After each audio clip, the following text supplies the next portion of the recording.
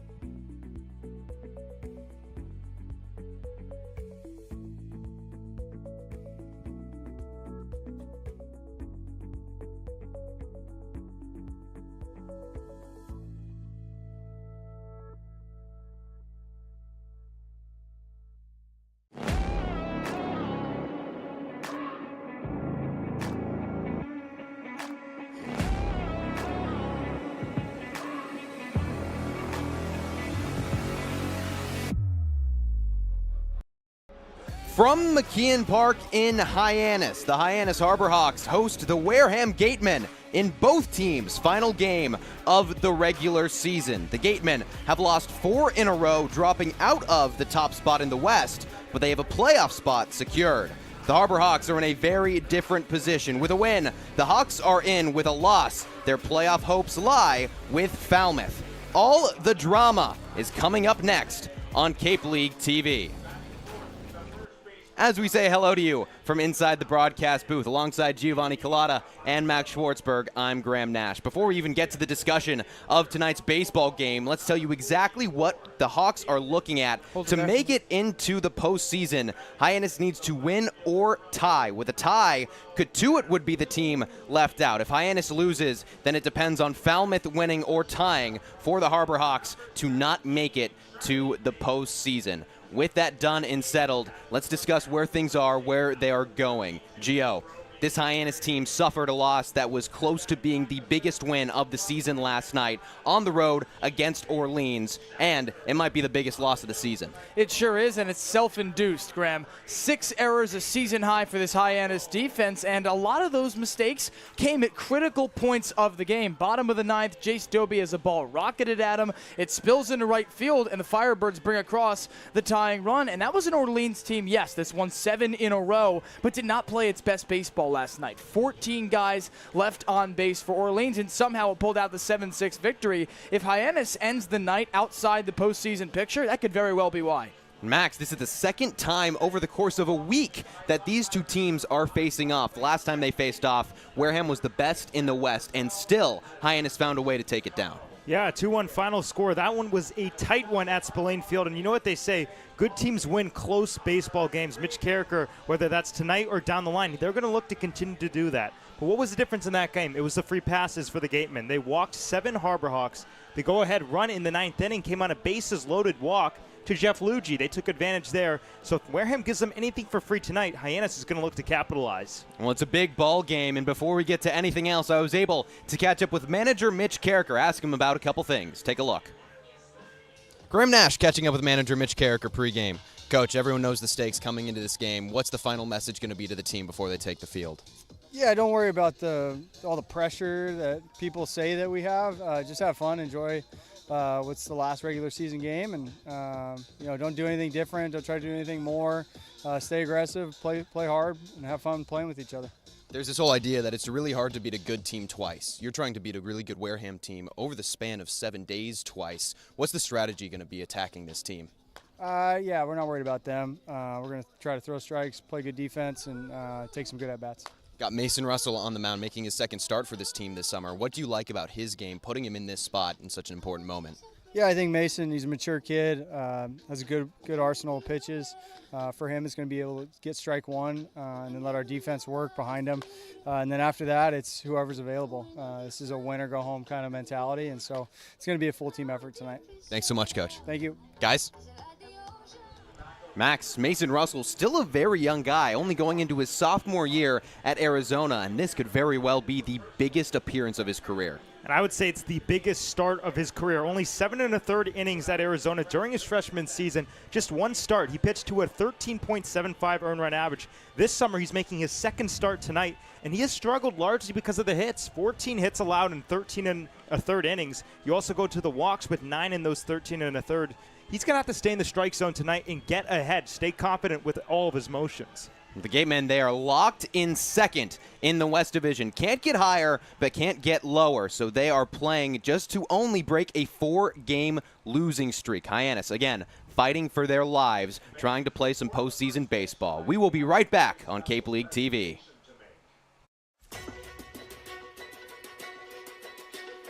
I think, Dean, they're allowing you to find your own success and your own true independence.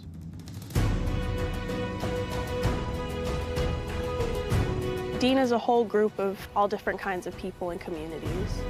Since I've come to Dean, I've learned a lot of time management skills. Our community is especially tight-knit, and the majority of our students live on campus. And you are guaranteed 4 years of housing while you attend Dean.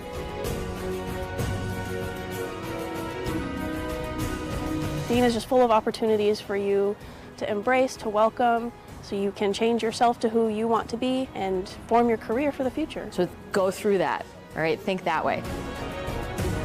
Be a bulldog. Have a bulldog mentality in everything you do in life, whether you're playing sports or in the classroom or just socializing around campus.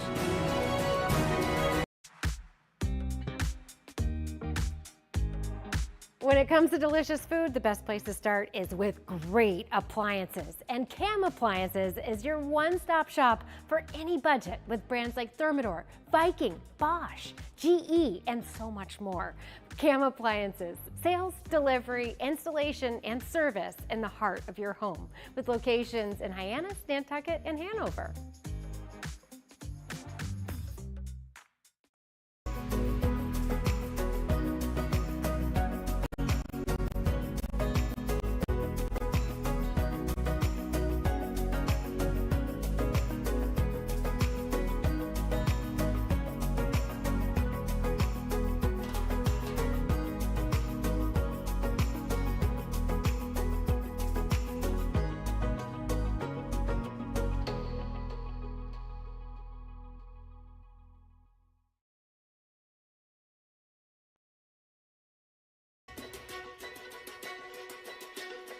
I think, Dean, they're allowing you to find your own success and your own true independence.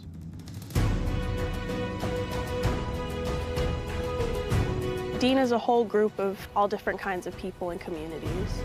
Since I've come to Dean, I've learned a lot of time management skills. Our community is especially tight-knit, and the majority of our students live on campus. And you are guaranteed 4 years of housing while you attend Dean.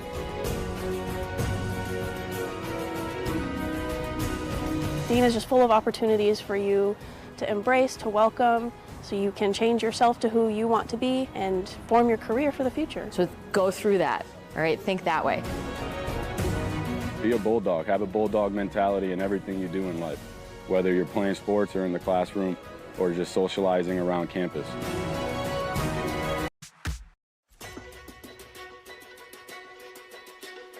I think, Dean, they're allowing you to find your own success and your own true independence.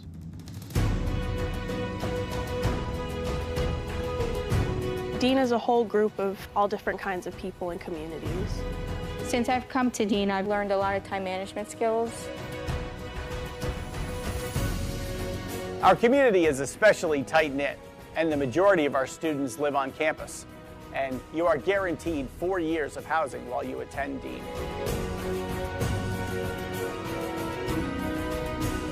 Dean is just full of opportunities for you to embrace, to welcome, so you can change yourself to who you want to be and form your career for the future. So go through that, all right? Think that way. Be a bulldog. Have a bulldog mentality in everything you do in life, whether you're playing sports or in the classroom or just socializing around campus. Here at the Mass State Lottery, we're known for our monster wins. But there's no bigger win than the $1 billion we provide each year to support all 351 cities and towns in Massachusetts. In our game, we know that supporting local businesses and helping communities is how we all win. Because at the lottery, we're all playing for the home team. The Mass State Lottery. Welcome to the state of winning. Hyannis and Wareham just about ready to square off in both teams' final game of the regular season. Here is the lineup penciled in by Ryan Smythe of Wareham. Braden Randall going to lead it off with Foster Apple behind. He's only playing in his 4th game, but he has played well, getting hits in both of the games he has started in this brief summer with Wareham. Then Chris McHugh and Caden McDonald follow up with Chase Cruson, Christopher Ramirez behind. Then it's Yost, Rogers, and Shahan rounding up the starting 9 for the Wareham Gatemen. They will be going up against the rising sophomore at Arizona, Mason Russell. Russell only making his 2nd start of the Cape League summer. His last appearance was that last start against Katuitt. Through 56 pitches, found the zone 34% of the time. But he allowed 2 earned runs, tied for the 2nd most he's allowed in an appearance this summer. Man, this is a big moment for this guy. It's arguably, as Max Schwartzberg said in the Open, the biggest start of his career. A huge spot. Hyannis with its back against the wall probably should be, at least from a feel perspective, be more in the driver's seat than the atmosphere feels like right now. There's a lot of tension in that dugout. A lot of quiet batting practice rounds today for the Hyannis Harbor Hawks. They know what's at stake. Russell, guy, didn't get the run he probably expected given his high school talent at Arizona. Now has a chance to go back to the Wildcats, arguably off of his biggest start of his career.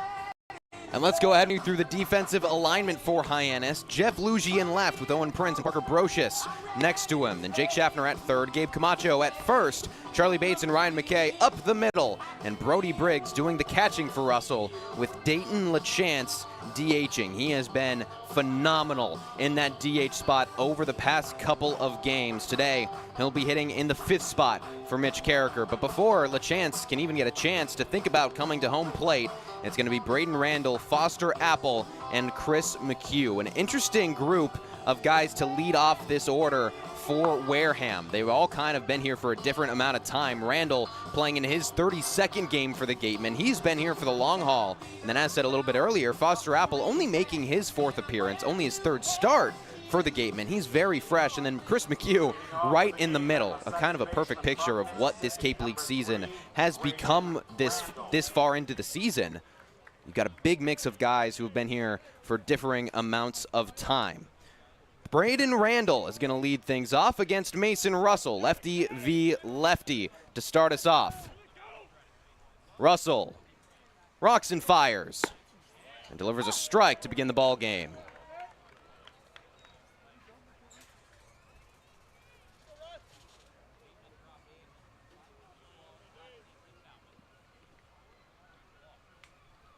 Russell taking it to right center field. Owen Prince in center trying to make a run. It bounces between him and Brocious. Braden Randall with a stand-up double to lead off the inning and the ball game.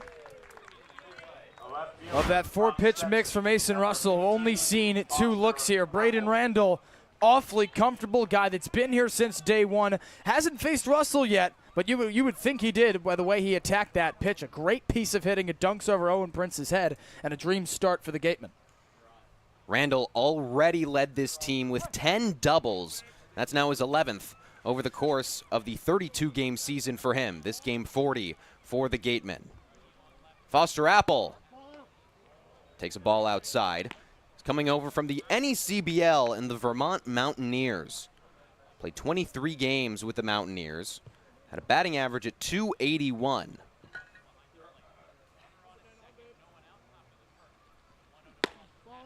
The Mountaineers, one of the NECBL teams to miss out on the postseason. So he's part of the wave of a lot of NECBL teams and players coming over. He will get to participate in a postseason this summer with the Wareham Gatemen locked into that 2 spot. And he's enjoyed a really great start. Flies one down the right field side. Camacho doesn't have a play over there at first. Apple got hits in both of the games that he started in, but his last one against Falmouth yesterday on August 2nd was a big hit. He got a home run, a solo shot. He also drew a walk, was 1 for 3 over the course of the day.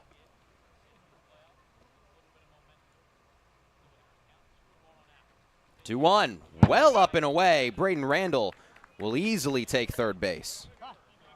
See some of the nerves getting to Mason Russell here. Knows how big a spot this is. Mitch Carricker told us he doesn't want him worrying about that. And here, nowhere close to Brody Briggs. Starts were hard to come by for Mason Russell in 2025 with Arizona. He made 2 appearances in February, 3 in March, and only 2 in April. Did not make another appearance until June 29th at YD with this Hyannis team. 3-1 well upstairs, and it's a 5-pitch walk. We talked about yesterday at the top of the show, but one thing that went somewhat unnoticed is the fact that all of Hyannis' walks came after the 5th inning. And, of course, that, in addition to 6 errors on defense, a season high for the Harbor Hawks, and a game that Orleans did not play very well in. But the way the Firebirds got back in it continues to be free passes for Hyannis. Chris McHugh goals the first pitch out of the bottom of the zone. Playable for Camacho. 1 out in the inning. That is huge for Mason Russell. Saw the damage coming on the second pitch of the ball game with Braden Randall.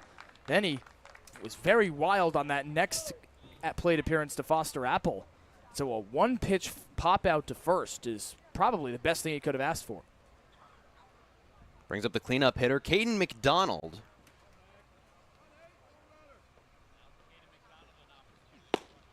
McDonald with the second best average on the team right now at 265.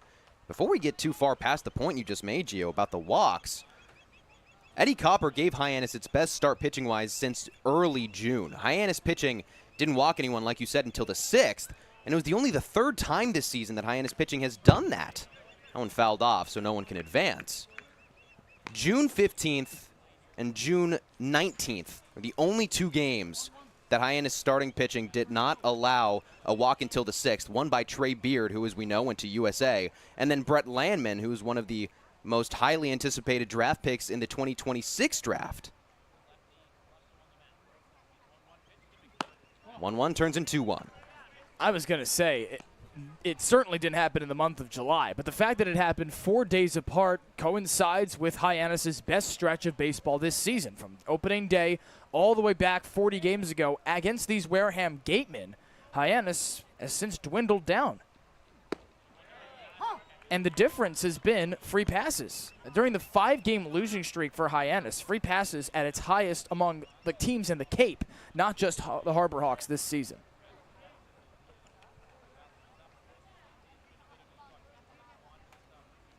2-2 to McDonald. Taken for ball 3.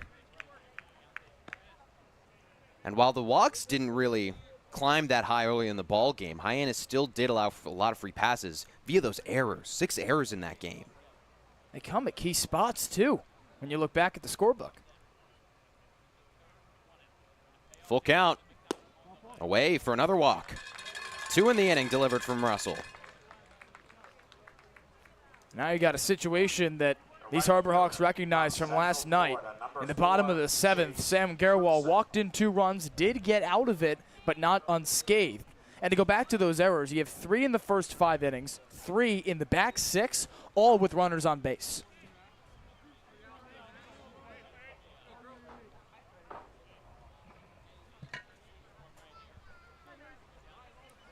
Brings up Chase Cruson with the bases loaded and 1 out.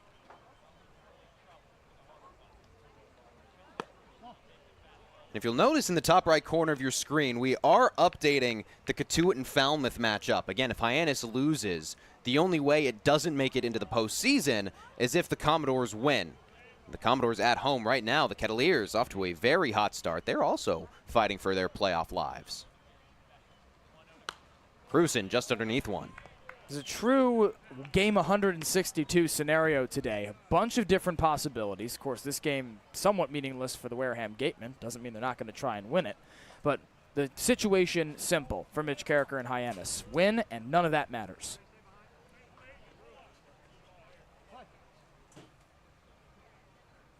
Cruson leading this team right now with a .290 batting average.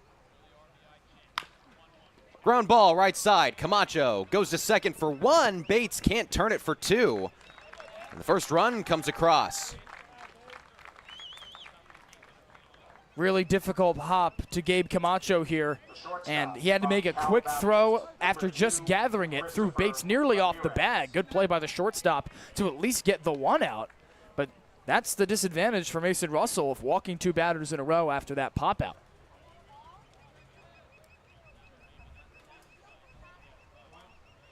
Like it to it, Wareham scoring quickly. The Commodores and the Hawks both desperately fighting to make it to the playoffs. It's Christopher Ramirez has to get out of the way. Ramirez also relatively new to this Commodores team, only playing in his 17th game of the season. He has been red hot ever since getting here. He's working a .362 average. He's the only player on the team who's played at least 15 games right now to have an average above .290.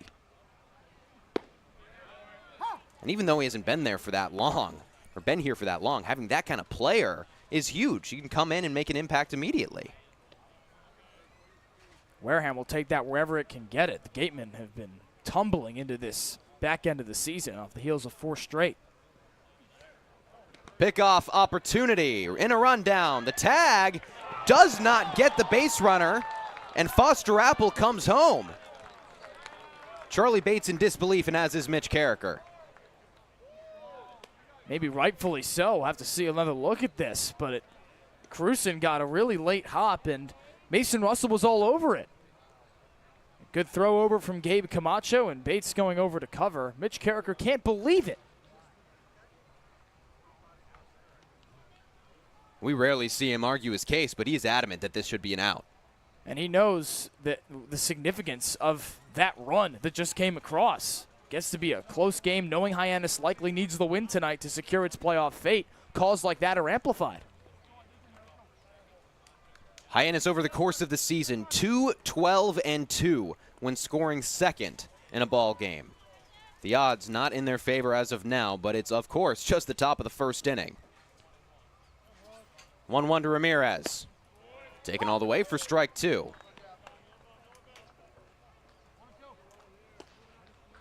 And in a way, Hyannis has a bit of a luxury of being win and in. It doesn't necessarily have to scoreboard watch Falmouth, knowing that it can take care of business itself.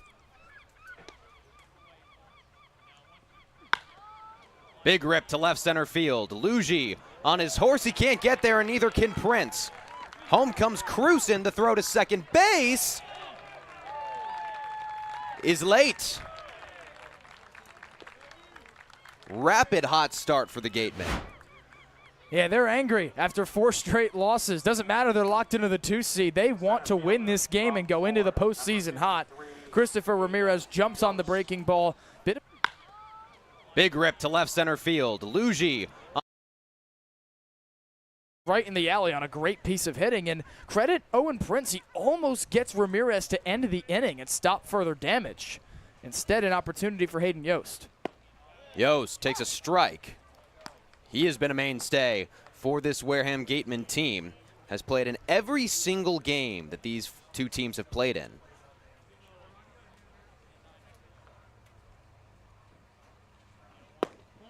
He's got a third most 25 hits on the team, working a 13-game on-base streak. Over those 13 games, he's batting .304, with only 1 game where he went hitless.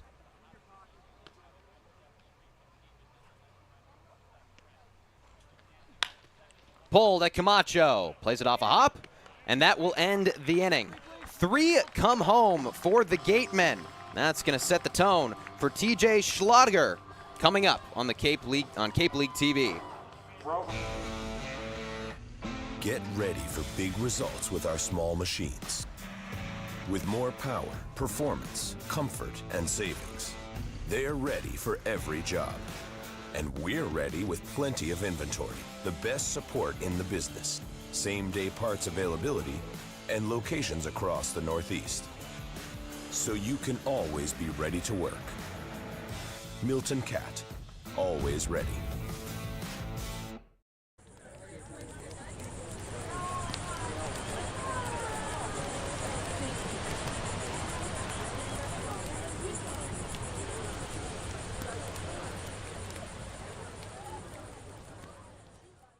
If you can dream it, if you can cruise in it, if you can summer in it, fish from it, or take it for a day at the beach, we can protect it. The Baldwin Group, protecting the possible. For each Harbor Hawks home run hit this season here at McKeon Park, $50 is donated to the Family Pantry of Cape Cod by Monomoy Real Estate and Construction and Pretty Picky Properties, Select Vacation Rentals. Pretty Picky and Monomoy, the team with everything you need to hit a real estate home run on Cape Cod. To run you through the home batting order, penciled in by manager Mitch Carricker. Owen Prince, as he has basically since he's gotten here, is leading off with Parker Brocious and Ryan McKay backing him up. Gabe Camacho batting cleanup and DHing Dayton LaChance. LaChance on an absolute heater. He's 6 for his last 13 at the plate. A lot of that coming from being a DH. Jeff Lugie behind him, Charlie Bates, Brody Briggs, and Jake Schaffner round out the starting 9, going up against TJ Schlageter. Schlageter, a rising sophomore at Louisville from Romeoville, Illinois. He's made 1 start this season for the Wareham Gatemen. That was back on July 29th, and he worked very, very efficiently. But he hasn't made that many starts against really high competition baseball players. Ball up and into Owen Prince to start out the inning. But regardless, with this kind of cushion, he's got to feel pretty comfortable. And that's surprising to hear, given that Louisville went all the way to Omaha, but it's a crowded bullpen for the Cardinals. Owen Prince, he's only playing in his 15th game. Got here and got to work, was on a 7-game on-base streak before pinch hitting against Harwich on the 1st of the month, going 0 for 1. He is just so phenomenal at finding ways to get on first. It doesn't matter how he does it. And occasionally he'll hit a single ball that turns into a double. Makes him the quintessential leadoff man. Prince was with the Martinsville Mustangs of the Coastal Plains League. Played 35 games at a .317 batting average. He got on base in all but 2 games over the course of the 35 he played for them. He fouls one off down the third base side. He's also just good because he just can fight. Long at bats, always with this guy. On each of his RBI singles, one of them a 2 RBI single in the 6th, 5+ pitches to the leadoff man. The payoff. Fouled off again. And what's so good about him playing 35 games in the NECBL, then coming to Hyannis for the stretch of the summer, as he's been here for a couple of weeks, is that he doesn't really have to warm up, and since he's played a ton. Prince takes ball 4 right at the knees. Emphatic bat toss from Owen Prince, and surprisingly walks an area he hasn't contributed as much to here in Hyannis, largely because he hasn't needed to. Defensive alignment for the Gatemen in the outfield. Apple, Yost, and Cruson. Vance Shahan at third, Chris McHugh at first, with Christopher Ramirez and Braden Randall up the middle. Drew Rogers doing the catching for TJ Schlageter. Parker Brocious hits one on the ground. Picture perfect double play ball. 6-4, and 3's off the bag. Braden Randall with a bit of an errant throw, but the leadoff runner's cut down. Second baseman from Michigan State, number 5. That's why they tell you to like everything out, because you get the fielder's choice. Just throws him a bit to his outside. McHugh had to spring off the bag, and Brocious flat out beat him. Brocious, another guy with pretty killer speed. He was the leadoff guy for Hyannis in 2024 when he played 8 games with the Hawks. And against Harwich, he stole 2 bases, had not even attempted to steal one over the first 6 games before that. Ryan McKay takes a strike. Brocious stays put for the time being. McKay, a guy that has his swagger back. 6 hits over his last 12 ABs. He's got that average back into the 300s and leads the Cape League. And having him back confident in the box has got to be huge for manager Carricker. And it just shows the ebbs and flows of a Cape League season for a guy that's been here since day one, goes to the All-Star game. This is his 2nd time leading the Cape League in batting average at any point. And that's what made that slow stretch for him so jarring. The fact that he was so good, and he comes up, 6 of his last 12, and it's no wonder that Hyannis has been in every single one of those games, although a couple of them losses.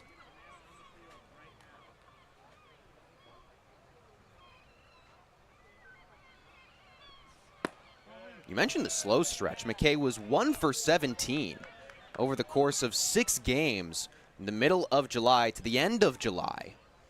And since then, the last game of that 6-game streak was on July 24th at Cotuit. Since then, he's only been held hitless in 1 game. That one just catching the corner.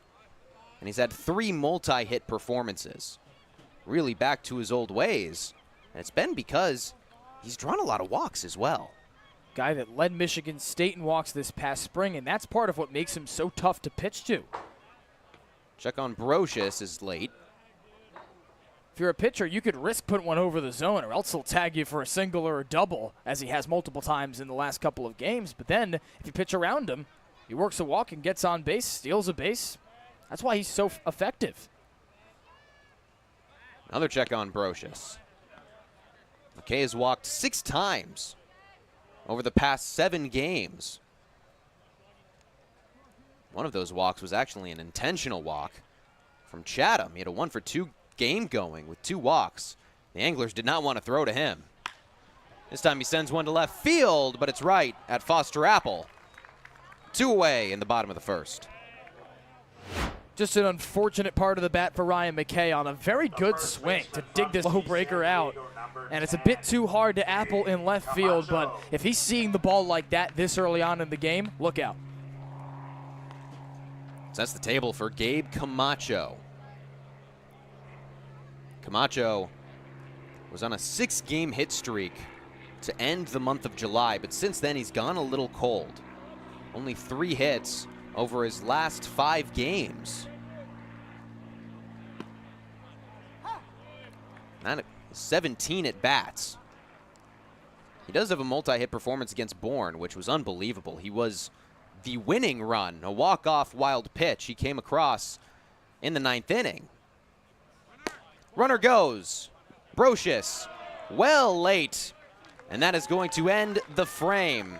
TJ Schlageter with some good defense behind him keeps Hyannis scoreless in the bottom of the first. When you need to dig, lift, move, cut, or just about anything else, then dial up the rental source staffed with equipment and construction experts. They'll help you get the right machine for the job and make sure it's delivered when and where you need it. With locations across New England and the newest and most reliable inventory, Milton Rents is your local source. When I started teaching on the Cape 30 years ago, you could buy a house on a teacher's salary. But today, teachers, public safety officers, healthcare and hospitality workers, the people who make the Cape work, are struggling to find homes they can afford. And I really worry about the kids who will follow us. I think it's time we learn to do better. If housing on Cape Cod matters to you, join us at capehousingmatters.org. The lights at McKeon Park stay bright all season long thanks to the Knack Cape Cod. The Knack offers 2 locations, Hyannis and Orleans, both offering delicious burgers, tacos, sandwiches, and more. Visit theknackcapecod.com to order online today. The Knack Cape Cod is proud to be the Light Up the Park sponsor of the Harbor Hawks all season long. Top of the second inning, 3-0 ball game. The Gatemen leading the Harbor Hawks, and it was a pretty tough first inning for Mason Russell. It sure was. It's in a way resembles his start last time against Cotuit, where he allowed a first inning 2-run bomb to Caden Bogenpole of Cotuit. But what he did in those next 2 innings was remarkable, because he didn't allow a run for the rest of the start, only allowed 2 more hits, and struck out 3. That was also the key, that he only walked 1 batter for the entire game, and it came in that first inning. So he's shown the ability to lock in after a difficult start. Faces the 8-hole hitter, Drew Rogers.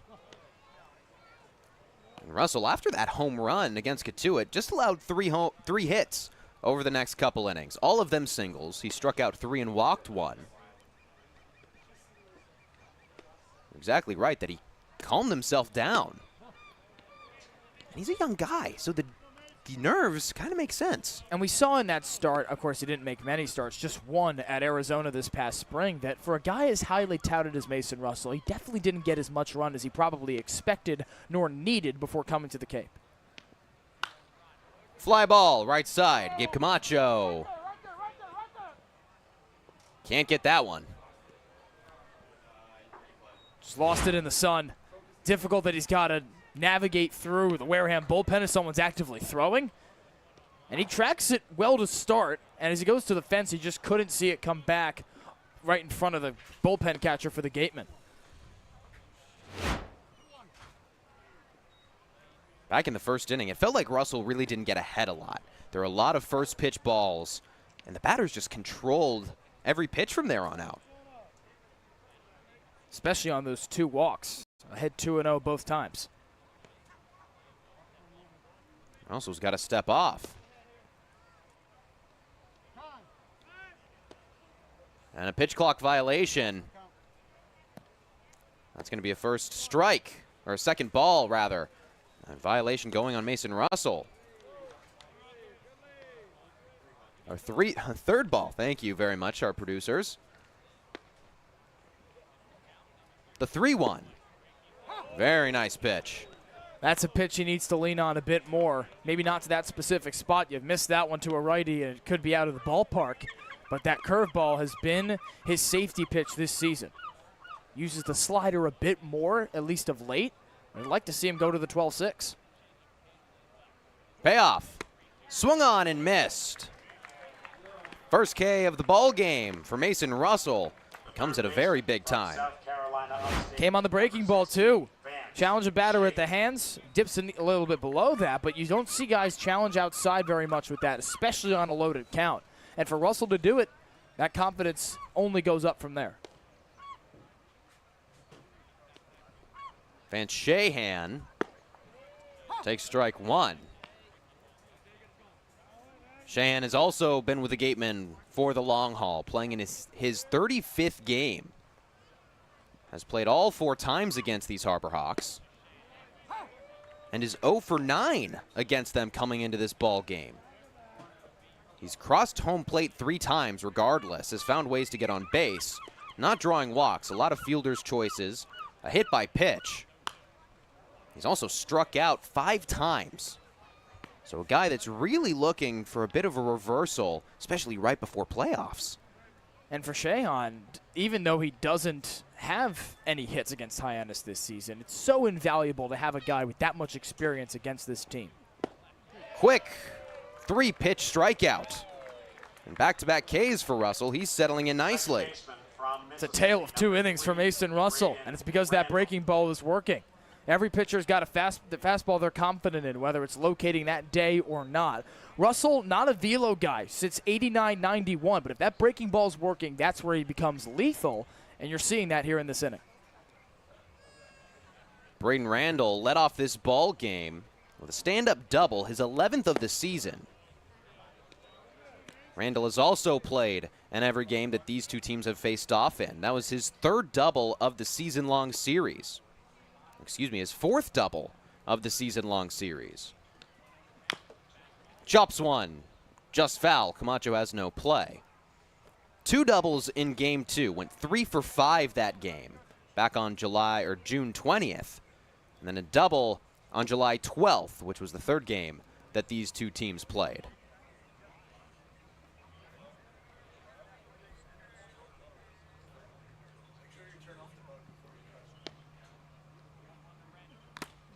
That one goes off the mask of Brody Briggs, but immediately says he's all right.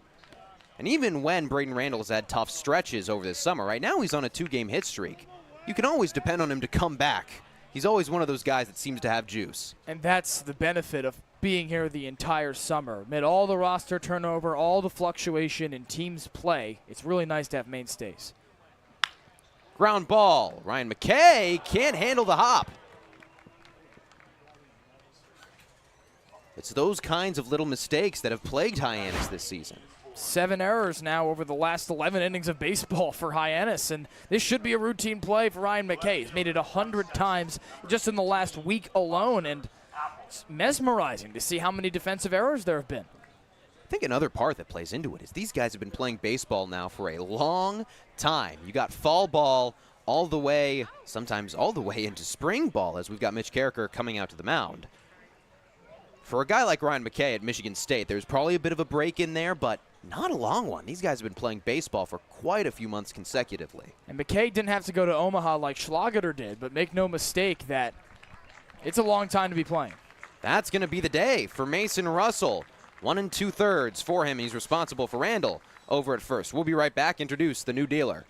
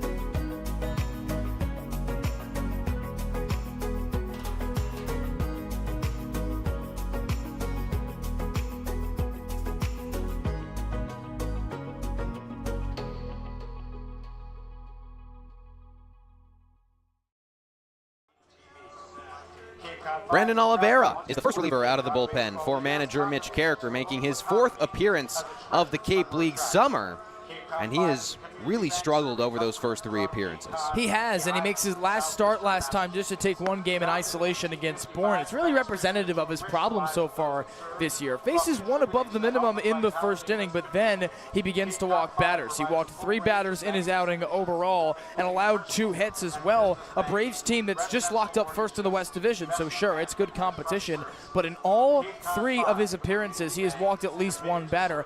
Has struck out a lot of guys, but hasn't done it with enough frequency to make it count.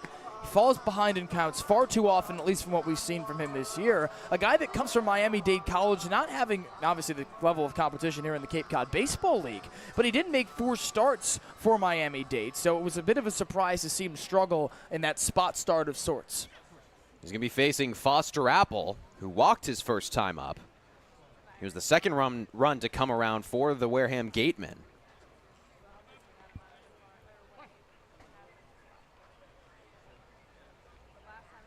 Check over on the runner, and Randall is safe over there. Oliveira, his last relief appearance was against Chatham on July 26th. Went for 2 innings, allowed 3 hits, and 2 runs, both of them earned. And it was a similar issue where a pretty strong first inning, did a good job of settling himself down early, but that second time through just really caused some issues. You can see how short the leash is for Mitch Carricker tonight. He does not want any of these guys seeing the Gatemen for a second time. That one just misses. Oliveira, a fastball, a slider, and a change. The fastball topping out around 94. The slider and the change around 85. So he doesn't have a really slow pitch that he can yo-yo, change the speeds. Check, not in time to get Randall. Over the course of his 3 appearances, he's found the zone 56% of the time. A guy that relies on a bit more of weak contact. Ripped down the third base line, but foul. That's the danger of pitching to contact. Right, if a good hitter tags you in the wrong spot on a miss especially, could leave the ballpark certainly for Oliveira. You miss a changeup inside, for instance, like we saw Mason Russell, the lefty, do a couple of times. Who knows?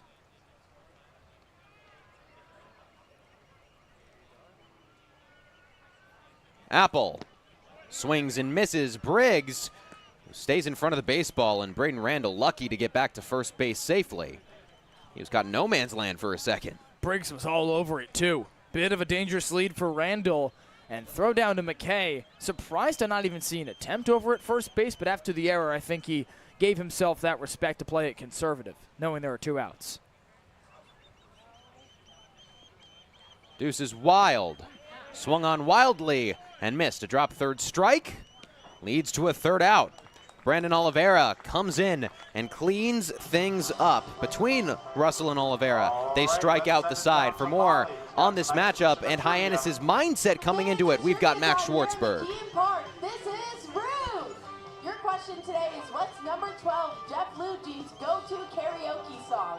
Is it A, Party in the USA, B, Unwritten, or C, Holler Back Girl? I'm gonna go with C, Holler Back Girl. That's correct! Congrats! Thanks for participating in trivia.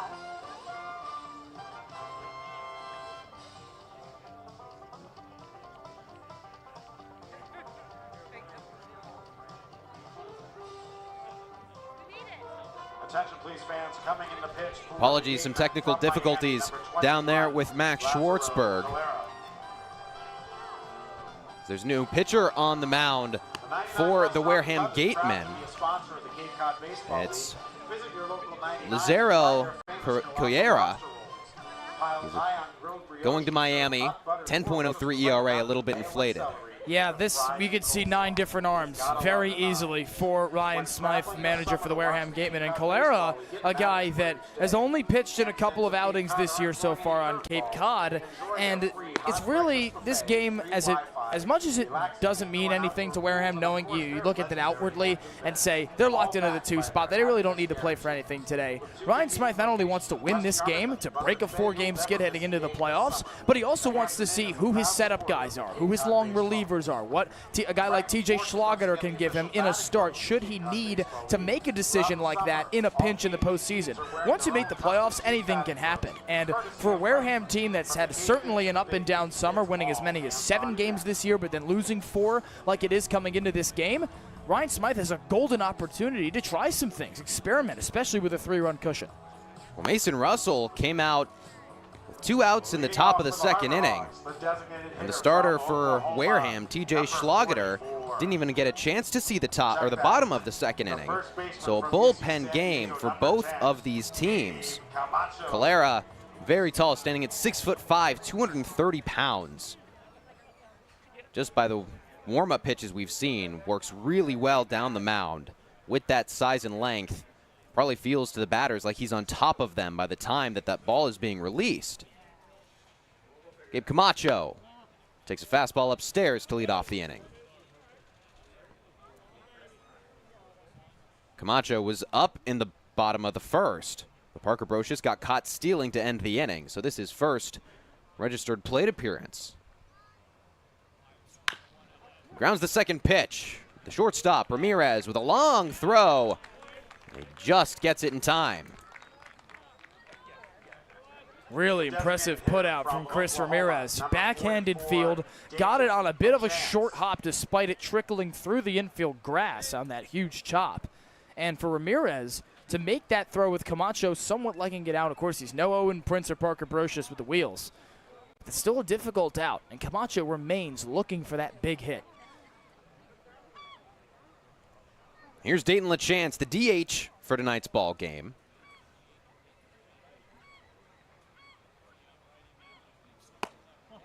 It's his 2nd straight game DHing, a check over. He did not go around. We've talked a lot about his numbers. DHing compared to catching. When he catches, he's got a 150 average, 3 for 20. DHing, he's 12 for 25 with 4 doubles and 2 home runs, both of them coming yesterday. 2 for 4, 3 RBIs, 2 home runs, a walk and a strikeout. He was lights out against Orleans. Most total bases by a Harbor Hawk this season as well with 8. Pulls it, but softly. Vance Shahan. There's a strike for out number 2. As we take a look at who's that Harbor Hawk. One of our favorite games to play. Man, this one is an interesting one. So I'll say interesting, but I'll also say that if you are not only a Harbor Hawk fan, but if you're a Boston person and Red Sox fan, you should get this one pretty easily. Because look, take it from me. If I get it pretty easily, then you should probably get it pretty easily, folks. He last played for the Savannah Bananas. That could also help you out. Bit of a hint as well. Last played for the Bananas at Fenway Park as a former member of the Red Sox. Well, there you go. Make sure you tweet at us at Harbor Hawks if you know the answer.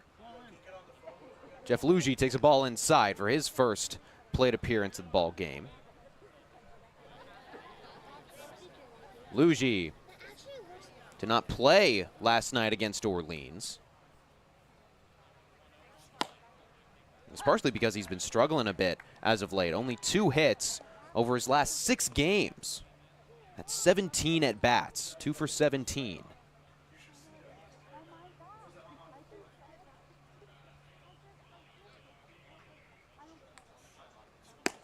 Swings and misses. And even though he's struggling, I think he has the potential to be the X factor for this team, certainly in this game, and if it's able to win and come back beyond. Because when Jeff Lugi's on, he's among the more prolific hitters, not just on this team, but in the Cape Cod Baseball League. Hits in 10 of 11 during his early stretch of play here at Hyannis. Swings and misses. 3 up, 3 down for Lazaro Calera in his first inning of work tonight with the Wareham Gatemen. And before we go, we're going to send it back down to Max Schwartzberg. Max? Thanks, Graham. Well, today marks the final day of the 2025 Cape League regular season, and it's a 3-team sprint to a final postseason spot. You got Hyannis, Cotuit, and Falmouth all with their backs against the wall. Hyannis clinches a postseason berth if they win tonight, tie, or Falmouth loses. But Mitch Carricker is not focused on anything else. He's focused on the task at hand. He's talked a lot about this season, the next pitch, the next at bat, what's ahead of them. They're focused on the Wareham Gatemen. They're not scoreboard watching, and they're going to be locked in throughout the rest of the night. We'll send it back to the booth. Thanks, guys. All right, thank you so much, Max. Let's take a look at the standings right now in the Cape Cod Baseball League. The East is already set. All 4 teams up there that you see with that asterisk making it to the playoffs. The West still very, very dicey. Yeah, still a battle for first in the East Division as Orleans and Brewster go at it. If the Firebirds win, they'll clinch that top spot in the East. Of course, Hyannis fell to the Firebirds last night at Eldridge Park. But moving to this crapshoot of a West Division, the Braves are locked into the 1. The Wareham Gatemen playing here today at McKeon Park, locked into that 2. These 3 teams at the bottom, where all the jumbling is going to happen over the next couple of hours. You see the Falmouth scoreboard up there. Hyannis needs a win to clinch the playoffs, but if the Harbor Hawks lose, a Commodore loss, as you see the score up there, would also seal the postseason for Hyannis. There is an interesting situation in the event of a Harbor Hawk tie and a Commodore win, where all 3 of those squads at the bottom are knotted at 35. And if that's the case, Hyannis wins the tiebreaker, which is first over those teams, because all 3 head-to-head matchups are split at 1-1. So Hyannis would win the 3-bay tiebreaker for having the best in-division record with 10 wins in the Western Division. Falmouth would then get in over the head-to-head against Cotuit. So a bit of an odd order of the standings when it gets down to a couple of tiebreakers like this is. Certainly, this is an unprecedented situation where last year we saw those 4 teams for the playoffs qualify, most of them with a week and plus to go in the season. Chris McHugh leads off the inning for the Gatemen. Swings and misses. And as we just heard Max Schwartzberg talk a bit about, and as we heard manager Mitch Carricker say before the game, just try to not think about it, but man, it is hard to not think about it in scoreboard watch. McHugh grounds one up the middle. Charlie Bates just can't get there. Leadoff single for the Gatemen. This is a great piece of hitting from Chris McHugh. We mentioned Brendan Oliveira, pitcher that induces a lot of weak contact. You can see the look of frustration on his face, knowing that one just gets by. Maybe missed his spot a little bit with that breaking ball that works so well in relief of Mason Russell for the strikeout. Brings up the cleanup hitter in Caden McDonald. Leads this team in home runs, has the 2nd most RBIs, and the 2nd best batting average at .265. And to briefly revisit that playoff conversation, Hyannis, just objectively, if you look at it outwardly, should be in the driver's seat, controlling its own playoff destiny, and Falmouth has to win, but it doesn't feel that way.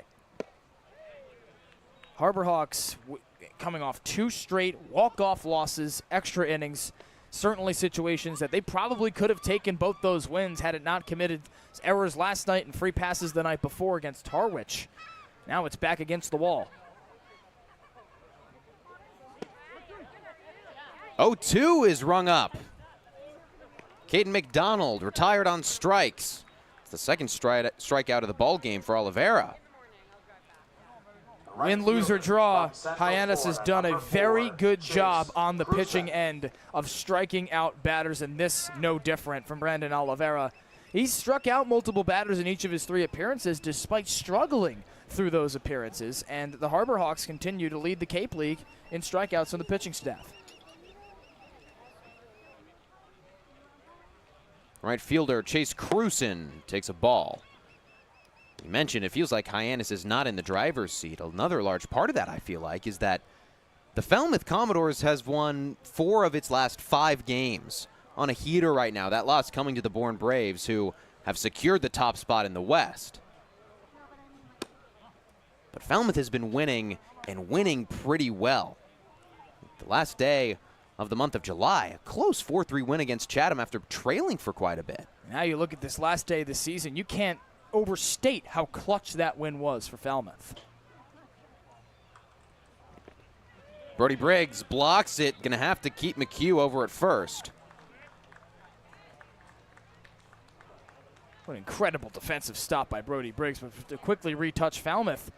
Make no mistake that the Commodores have struggled against the Harbor Hawks this season, 0-4 entering last Wednesday, but to show how much urgency they're playing with, they clobbered Hyannis 13-1 at Gov Fuller Field.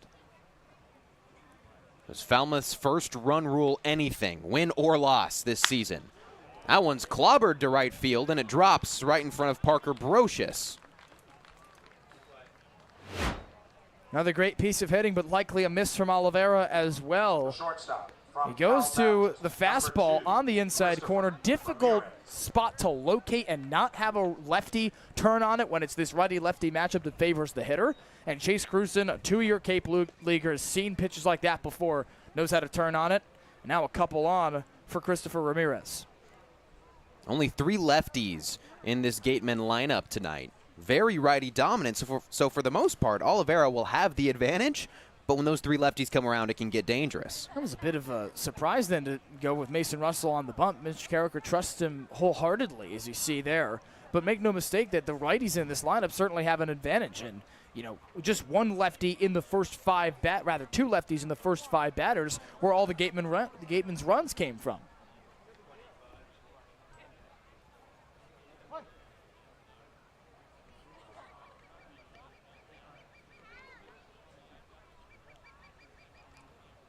Ramirez takes a strike.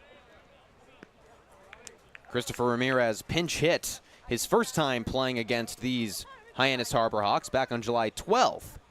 Pinch hit for Caden McDonald. He then started against Hyannis on July 24th, went 0-for-3 and drew a walk. Brody Briggs with another good stop there.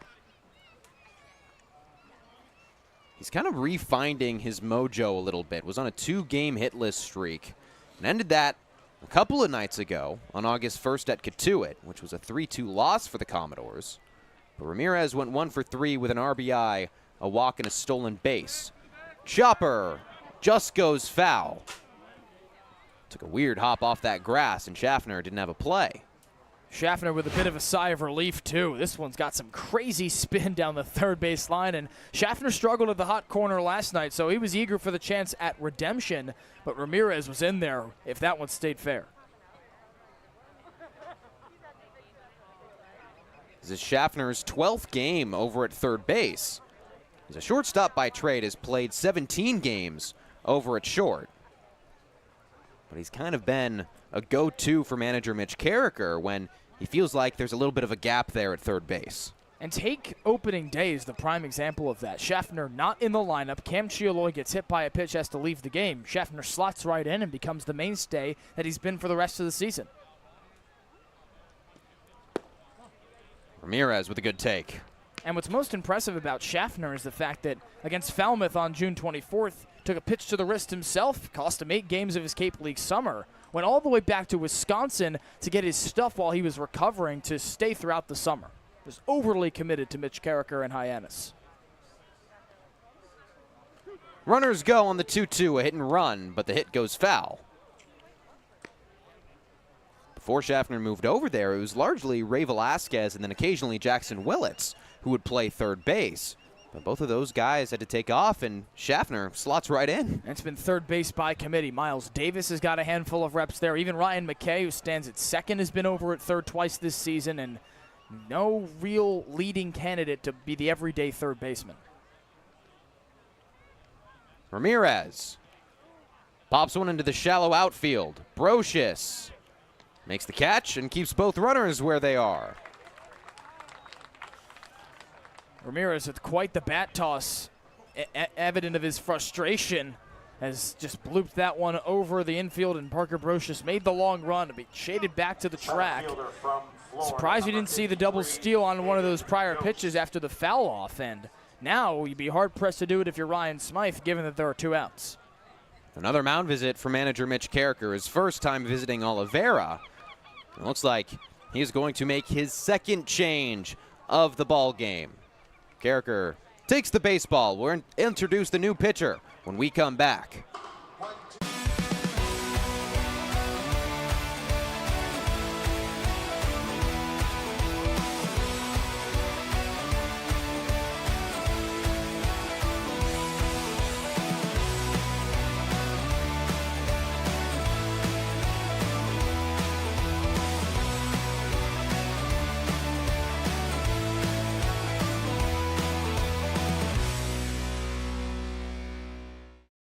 Owning a home means you can protect your family and put down roots in a community you care about. It gives you a place to celebrate the joys of daily living and be together during tough times. But for many on Cape Cod, home ownership is slipping further out of reach. Help make sure the American dream is available to the teachers, public safety professionals, and all the other people who make the Cape a special place. Visit capehousingmatters.org to find out more. Liam Canine is the reliever for manager Mitch Carricker, making his second appearance of the Cape League season. His first time appearing just a couple days ago against the Harwich Mariners on August 1st. Dealt for 2 innings, allowed 3 hits, 2 runs, both of them earned. 1 walk, and he struck out 1. Found the zone 65% of the time over the course of 43 pitches. He's a rising sophomore at Princeton, another young guy coming into the ball game at a big time. He's a bit thrown into the fire in that August 1st game against Harwich, a game that Hyannis felt like it needed to win, even though it's obviously postseason still alive today, and really struggled when he relieved Max Stammel after a 4-inning start. Comes in the 5th and right off the bat allows a single that gets a first run home, then the leadoff walk. That's been the Achilles heel of Hyannis all season long. Not necessarily leadoff walks, but walks in general. It's a team that walked a bunch of batters in July, and you can see the record dip. That's almost wholly why. Already 2 walks on this ball game for Hyannis pitching. Both of them came in the first inning for Mason Russell. Since then, it's been pretty clean baseball.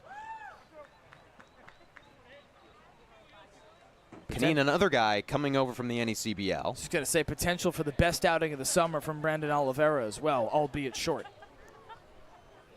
Oliveira still responsible for those 2 on at first and second, Cruson and McHugh respectively. This is Hayden Yost. Canine coming from the NECBL, 3.86 ERA with the North Shore Navigators. And he was primarily a starter for the Navigators. 6 starts and only 1 relief appearance. So that could also be playing into the role now.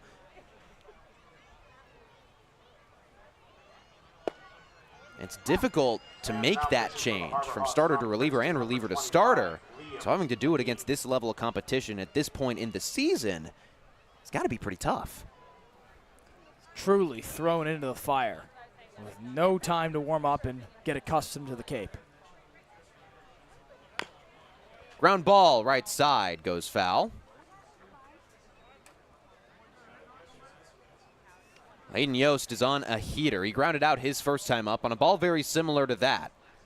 But he's gotten on base in all of his last 13 ball games. He got hits in 2 pinch hitting performances over those 13 games to keep that streak alive. He's third on the team in hits with 25. Has an average at 243 coming into the game.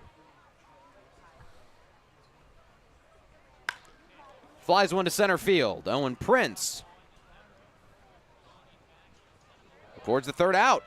Liam Canine comes in and gets a quick out that Mitch Carricker asks him for. Still 3-0 heading into the bottom of the third.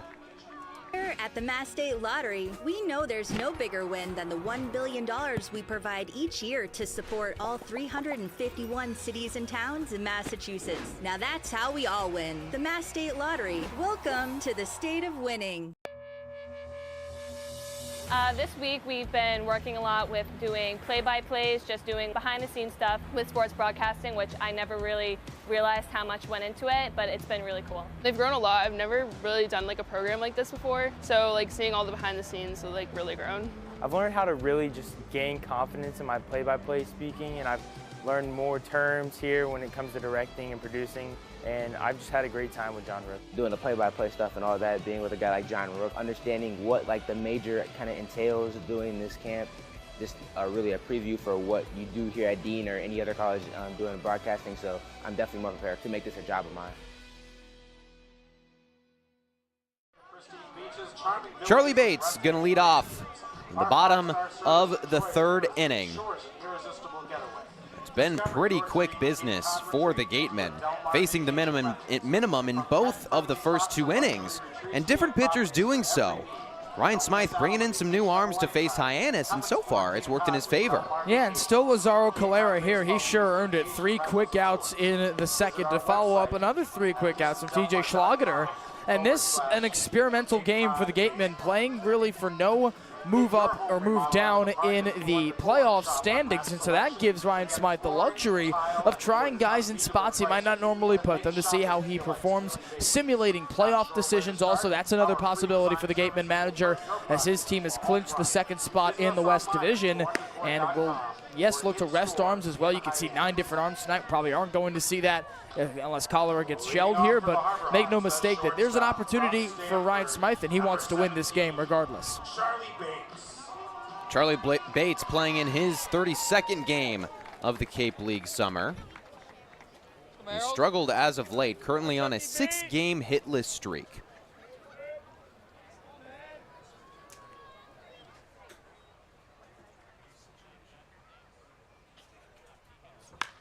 Sends the first pitch down the third base line, straight into the Hyannis bullpen.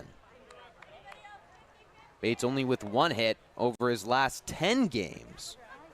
It's been a struggle for him. He's drawn a couple walks over the course of those 10 games, but he just can't get the bat quite back to where it was. Yeah, and he was truly phenomenal after that difficult stretch from the end of June into early July. Turns it around early in the month and becomes a more reliable hitter for Hyannis. Fights one right back at Calera. Tosses it underhand. There's 1 out in the inning. Felt like there's been a lot of that as well for Charlie Bates. And it hasn't, yeah, like you mentioned, hasn't come from the strikeouts. Although he did strike out 3 times yesterday and ground into a double play. He had that swagger back in the middle of the summer after that 1-for-20 stretch, among the worst in the Cape League this season from any hitter. But then he became one of the better hitters on this team with a 6-game hit streak. And like you said, just hasn't found that again. And that's a big reason why.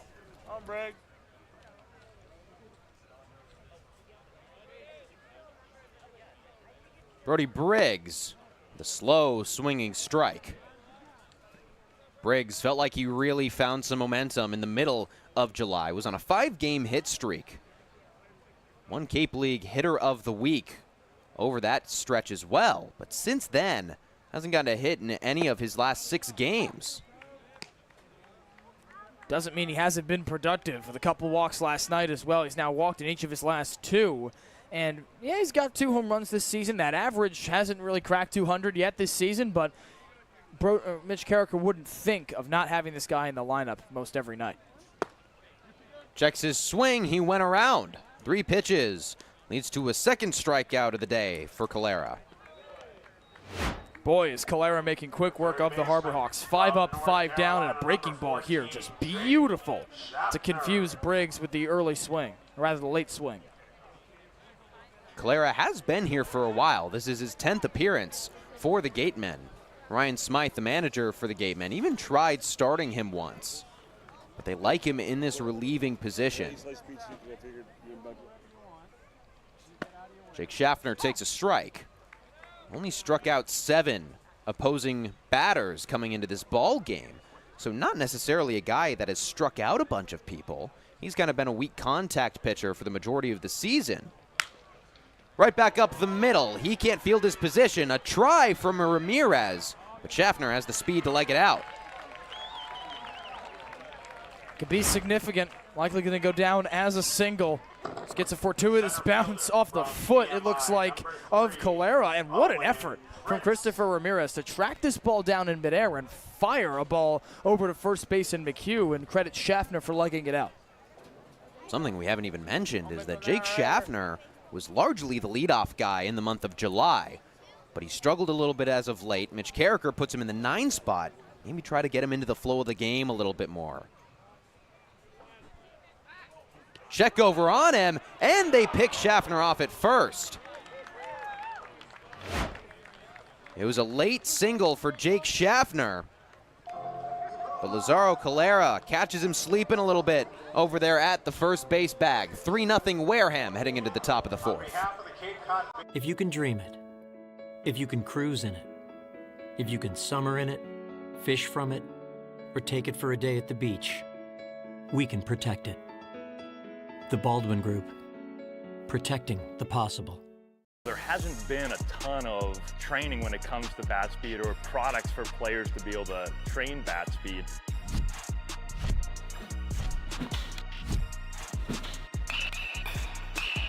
You can improve your bat speed and reach your goals working 10 to 15 minutes a day on this a couple of times a week. That's a no-brainer for every player.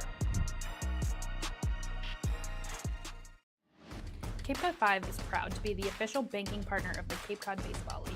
Cape Cod 5 offers a broad range of financial products and services tailored for every stage in your financial journey. Reach out to us. We're here to help.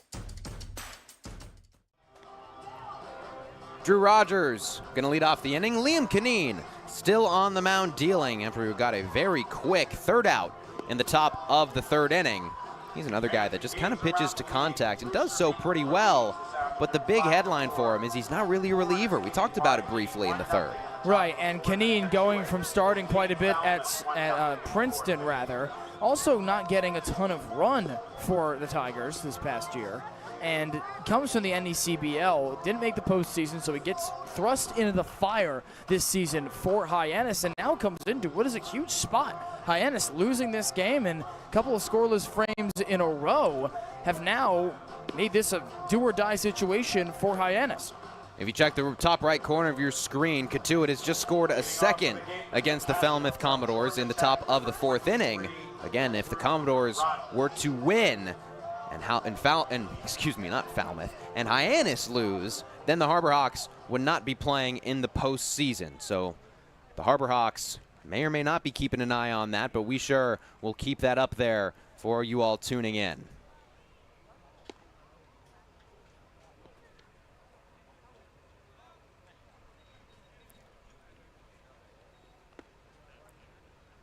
Rogers takes a ball to start the inning. As much as that score, if it holds, would render this game insignificant between the Harbor Hawks and Gatemen, this is still a must-win game for Hyannis. Can't lose 3 straight going into the playoffs. The morale will be at an all-time low. And not only that, but then the Harbor Hawks would be playing the best in the West in the Bourne Braves, who are red hot right now. A team that the Harbor Hawks have played very well against so far this summer, but Bourne has been to 2 of the last 3 Cape Cod Baseball League championships. They just seem to turn it on come playoff time.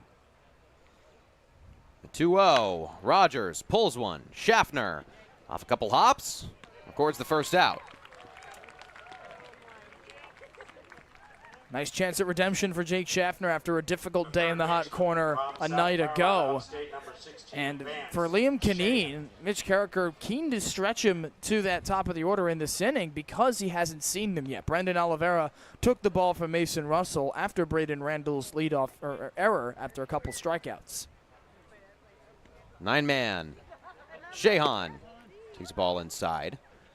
Something else that's interesting to point out is that none of the pitchers so far that have dealt for Hyannis have faced these Wareham Gatemen. A large part of that could be that of the 9 Gatemen that started against Hyannis the first time they played, 5 of them remain in the lineup or on the roster. That one's a foul ball. That feels rare at this point in the season. Shahan, one of those guys, along with Braden Randall, who waits on deck, and that's just really an advantage for Wareham, as those two guys have combined for a couple of the runs in this game. Shahan ahead. Of the 9 Harbor Hawks that batted against Wareham in Game 1, only 2 remain. Very big difference there.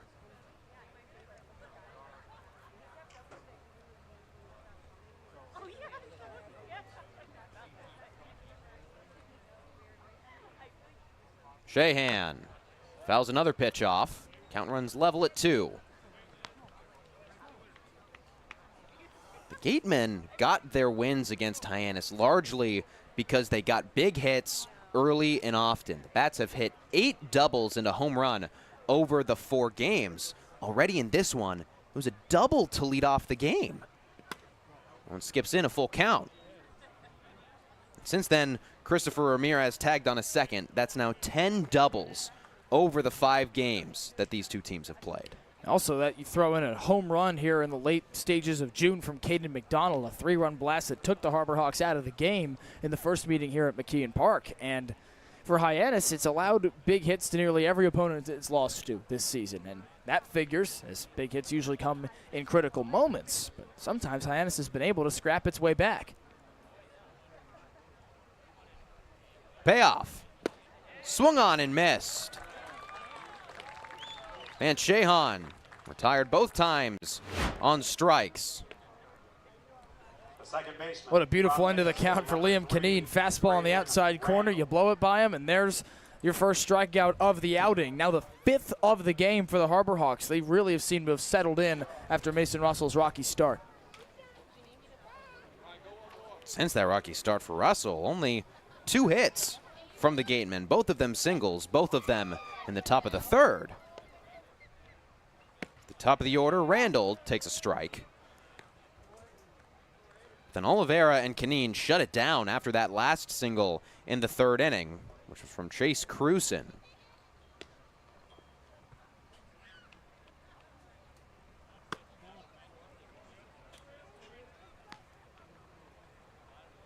Hyannis relievers, as we've talked about, have really struggled this season. So maybe some question marks around bringing the bullpen into the game so early. But so far, the bullpen has locked it down.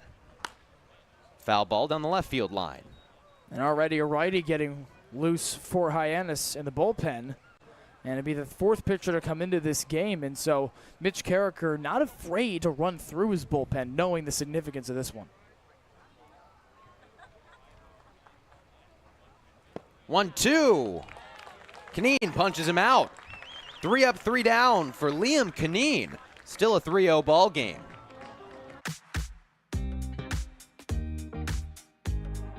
When it comes to delicious food, the best place to start is with great appliances. And Cam Appliances is your one-stop shop for any budget with brands like Thermador, Viking, Bosch, GE, and so much more. Cam Appliances, sales, delivery, installation, and service in the heart of your home with locations in Hyannis, Nantucket, and Hanover.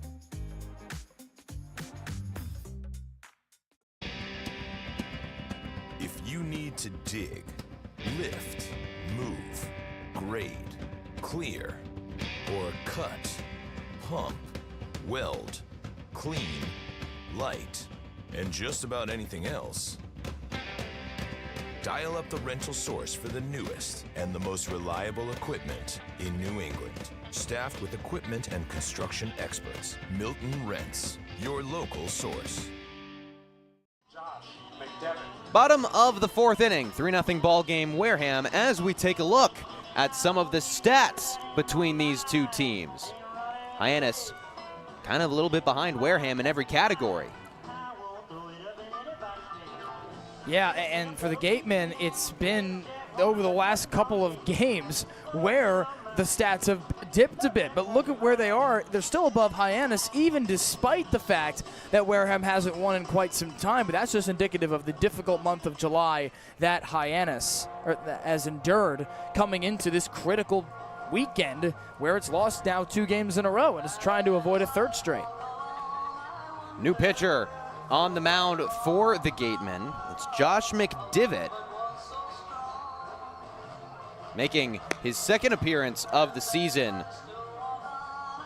Played with another Summer League baseball team, the Ocean State Waves in the NECBL.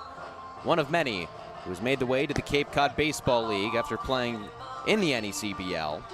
With Ocean State, he had a 4.15 ERA over 9 appearances, 7 of them starts, very similar to many pitchers in this ball game who have been relievers, starting their summers as starters. He's going to face the top of the order, Owen Prince, Parker Brocious, and Ryan McKay.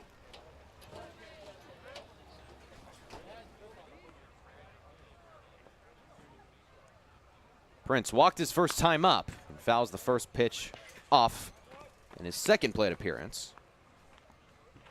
McDevitt, very much so a strikeout thrower, 34 strikeouts over the course of 26 innings pitched at Ocean State.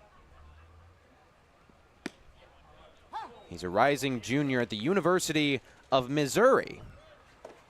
Made 7 appearances in 2025 at Missouri, 2 of them starts. Only pitched for 11 and a third.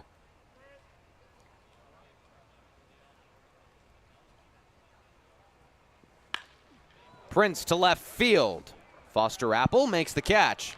1 away. Great start for McDevitt. Showed off his pitch mix here, but goes fastball right down Broadway. Prince tries to flare it the other way, and of course it's going to lose some steam from a lefty going into left field. That's a great start for the reliever. McDevitt, over his 2-year collegiate career, has only pitched for 22 2/3. At Ocean State in the NECBL, dealt for 26 innings, more than he has over his collegiate seasons, as Parker Brocious takes a ball. So he's one of those guys that is really trying to get more reps, find more of his identity in college ball this summer.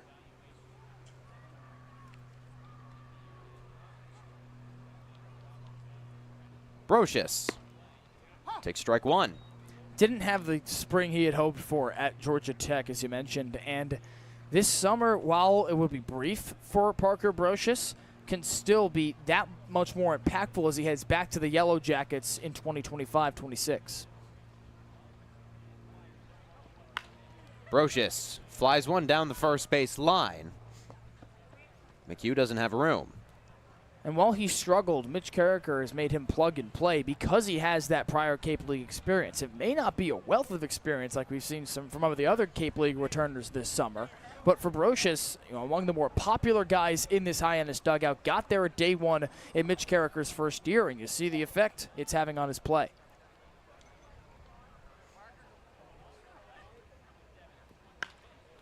He fouls off another pitch. Brocious on a 2-game hitless streak. He's 1 for his last 11 at the plate. But he's another guy that can just play scrappy baseball. 2 walks against Harwich, despite an 0-for-2 performance at the plate. That 1 hit over those 4 games came against these Gatemen back on July 27th. He levels the count. And in 2024, it was against Wareham that he actually got hurt. He ran into the right field wall in Wareham and went home for the rest of the summer. He's back for his second stint with the Harbor Hawks. Has some unfinished business. He's got a full count. This is what he's done so well here early in summer number 2 with Hyannis. Against Harwich the other night, worked a couple of walks, stole promptly 2 bases in a row. Scrappy baseball player.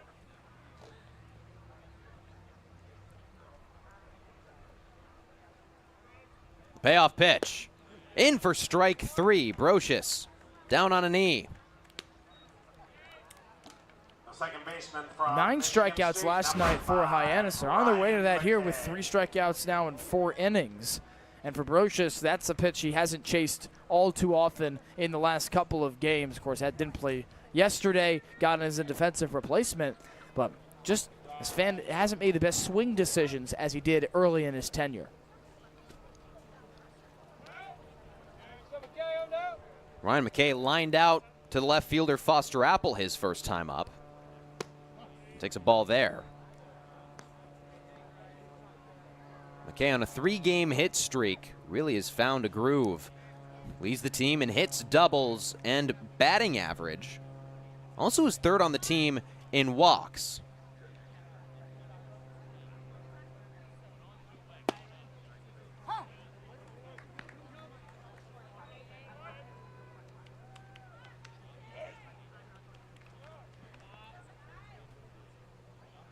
Kind of at a slower month of July, especially at the end. He was batting .351 in June and had a .270 average in July.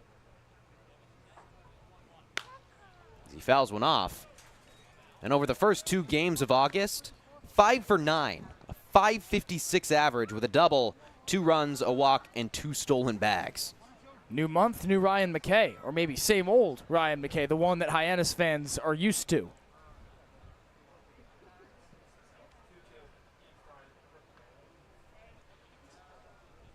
McKay fouls another off. This middle part of the order, McKay, Camacho, and LaChance. You can even toss Brocious in there.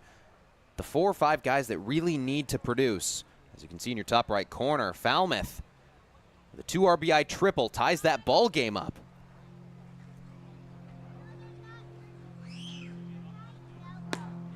McKay called up on strikes. 3 up, 3 down inning for McDevitt, and Falmouth tying a ball game. It's coming down to the wire here in Hyannis. When it comes to delicious food, the best place to start is with great appliances. And Cam Appliances is your one-stop shop for any budget with brands like Thermador, Viking, Bosch, GE, and so much more. Cam Appliances, sales, delivery, installation, and service in the heart of your home with locations in Hyannis, Nantucket, and Hanover.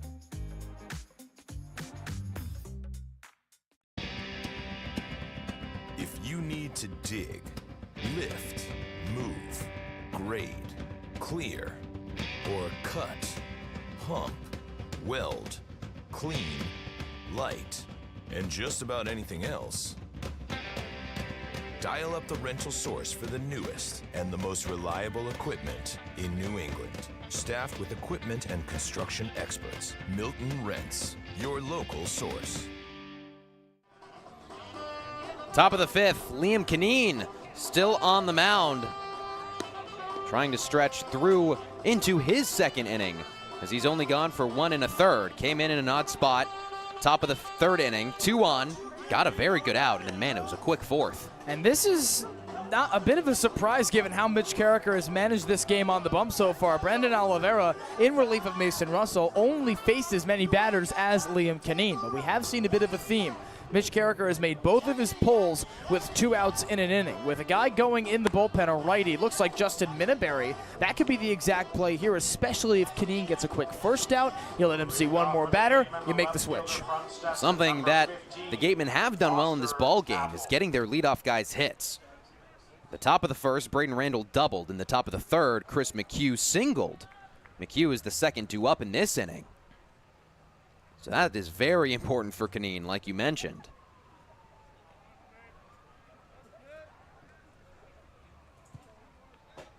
It's Foster Apple to lead off. Apple with a walk and a strikeout in this ball game. As much as the bullpen has struggled over the month of July for Hyannis, it's doing a very good job right now. All 6 Ks after the 1st inning. Fly ball, right field. Parker Brocious records the 1st out. And it's been a lot of that ever since that 1st inning. A lot of weak contact, pop flies, weak foul balls. Kineen and Oliveira really shut it down. But credit Oliveira, a guy that pitches more to weak contact in particular, does allow 2 hits and gets 2 of his 4 outs on 5 outs rather on flyouts, but strikes out a pair to continue a streak of striking out batters here on the Cape. McHugh takes a ball.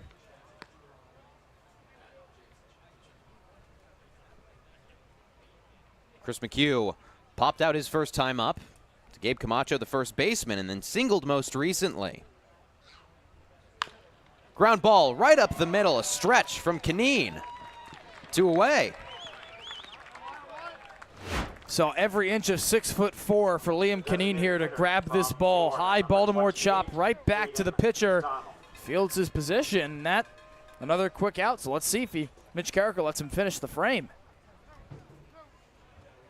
You mentioned a couple moments ago the poor relief pitching for Hyannis. The Harbor Hawks currently with the second best starting ERA in the Cape League at 3.60. As McDonald takes a strike. But then if you flip the coin, Hyannis with the worst relieving or the highest relieving ERA at 5.12. At one point, that was a whole earned run higher than 9th place. Line drive, Owen Prince makes the catch. 3 up, 3 down. A very quick top of the 5th as we send it down to our very own Ethan Wax. Ethan. Thanks, Graham. While questions have surrounded the team's pitching for most of the season, the Hawks made an already pressure-packed game more difficult by asking Mason Russell to take the ball tonight on relatively short rest. Making matters more challenging for manager Mitch Carricker is who gets the ball next. The Hawks have played 6 extra inning games this season, but 3 of them were this week, including their last 2 games, leaving the relievers gassed. Over the past 5 games, the team has used 21 relief pitchers, covering 28 innings. Closer Ryan Speciak, who leads the team with 3 saves, is unavailable tonight after throwing 52 pitches in last night's loss. Bullpen mainstay Sam Garawal, who threw 36 pitches over 1 inning yesterday, is also likely out. Connor Kelly, who has recorded 2 saves this season, has already made 2 appearances this week, including tossing 19 pitches on Friday, so he may be limited as well. Eddie Copper, who has 7 relief appearances, including 1 save, was last night's starter. Carson Yassa, who was roughed up by Falmouth on Wednesday, is likely the playoff Game 1 starter, has made 3 relief appearances and could be summoned if necessary. With the stakes never higher for the Hawks, who might Carricker go to late to save their season? Perhaps the guys in the booth have an idea. Guys, back to you. All right, thank you so much, Ethan. Bottom of the 5th inning and a new reliever for Wareham. Falmouth, you can see that score up in the top right corner of your screen. 2-2 ball game in the 5th inning. Again, if the Commodores lose, this ball game pretty much doesn't matter. But if the Commodores win, then this one very much so important for the Harbor Hawks. Parker Akins is the new pitcher for the Gatemen. Akins, a rising sophomore at Rhode Island. This is his 2nd stop in the 2025 summer ball season. Played for the Amsterdam Mohawks in the Perfect Game Collegiate League. With the Mohawks, had a 3.71 ERA, 3.0 record over 12 games. 11 of those 12 appearances all were relief appearances. He only dealt for 26 2/3. So we say hello to Max Schwartzberg joining us in the booth. Thank you very much, Giovanni Collada. As Gabe Camacho takes a ball. Well, the starter in this ball game for Wareham was a lefty. Then Calera and McDevitt, both righties, now going back to that lefty matchup. 2 straight balls. And Camacho's been seeing it really well from both sides on the mound. That ball that he almost hit out of Harwich that got taken down by the cold was off a left-handed pitcher. And he's just been getting a little bit unlucky lately, really putting the ball in play hard. 3rd pitch skips in. Akins with a bit of trouble. Camacho 0 for 3 yesterday against Orleans. Then had 3 hits over 7 at-bats against Bourne and Harwich.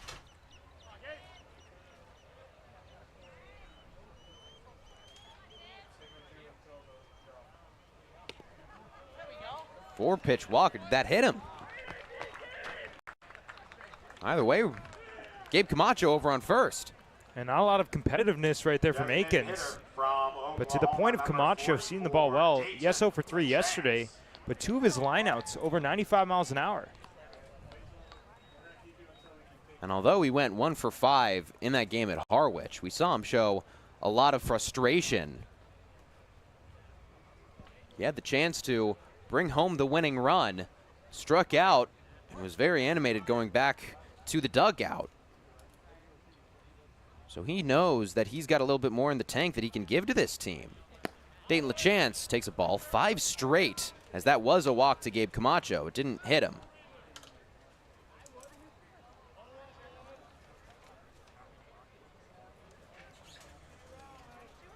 And a meeting on the mound. LaChance hitting 5th again for Mitch Carricker. You might expect him to be hitting a little bit earlier after that 2-homer performance, but I think this is a little bit of strategy right there, because the more that you move him down in the lineup, the more fastballs he's going to see. LaChance, both his home runs last night on fastballs, and he's a heater hitter. So anything that you can get that more consistent in the zone, Mitch Carricker is going to want that. LaChance pretty much a swing or miss guy. Only 1 walk over the course of the season. It came in yesterday's game at Orleans. He tries to put everything in play that's near the zone. That one catches outside for strike 1. LaChance was 7 RBIs, now 10 RBIs as a DH. 4 doubles and 2 home runs. And it seemed after that visit that Akins made a good adjustment, but right back to a very uncompetitive miss. And that first one that got called for a strike was borderline on the outside corner, so he could be looking at 3 balls potentially.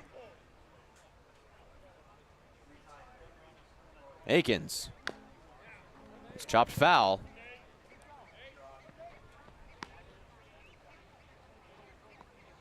Akins playing with the Amsterdam Mohawks in the Perfect Game Collegiate League. Facing a bit different competition than here in the Cape Cod Baseball League, known as being one of the best summer leagues in the country. This being his first appearance, trying to make that adjustment. LaChance on a ride to second. It's caught by Randall on a line drive, and they double up Gabe Camacho. Well, they always teach you on a line drive, what do? You freeze. Camacho was on his way to second base, and it was just too late. And it's got to be frustrating for Mitch Carricker, because that's another base running blunder. Gabe Camacho got picked off in yesterday's ball game at Orleans. Probably some bottled up frustration for him as well, not being able to advance to second after working his way, earning his way over to first base. Jeff Luigi takes a ball inside. Luigi has been the most consistent hitter for the Hyannis Harbor Hawks, but has really struggled as of late.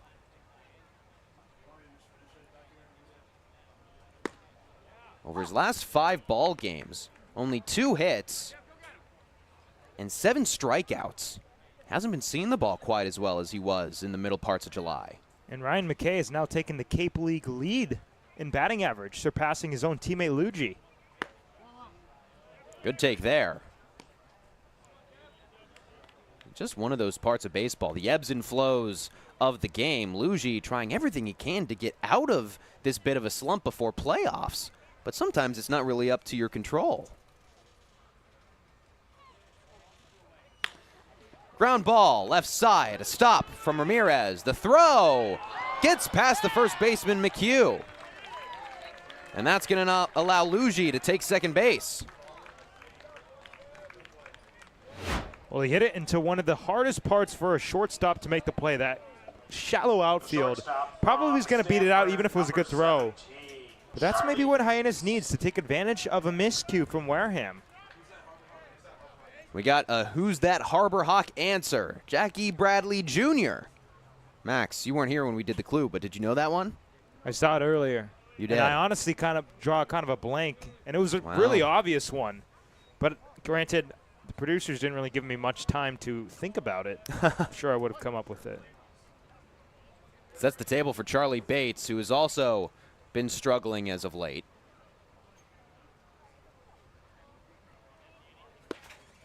Takes a slow curve for a strike. Bates grounded out his first time up. Hasn't gotten a hit over his last 6 games.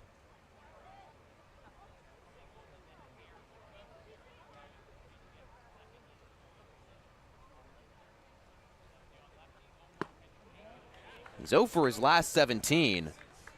That's been largely because of swings like that. 5 strikeouts over his last 3 ball games. And if you took that first pitch of that at bat, that was a breaking ball that caught a big part of the zone. Then he swings at that one. Kind of just seems like he's out of order right there. He stays alive. Sounds like a fan caught a ball back there. Part of it could also be that Akins really slows it down with that curveball. Speeds that some of these guys haven't seen in a while. And it makes the fastball, even if it's not that firm, seem that much harder.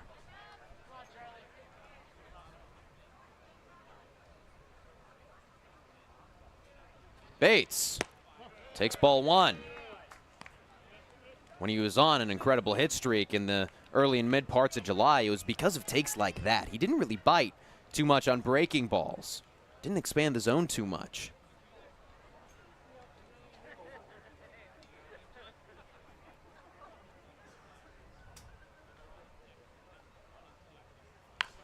Softly grounded back up the middle. Akins with a pretty quick inning. Still 3-0 Harwich. Top of the 6th coming up. Get ready for big results with our small machines. With more power, performance, comfort, and savings. They're ready for every job.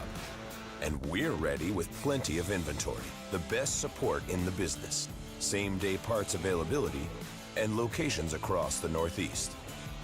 So you can always be ready to work. Milton Cat, always ready.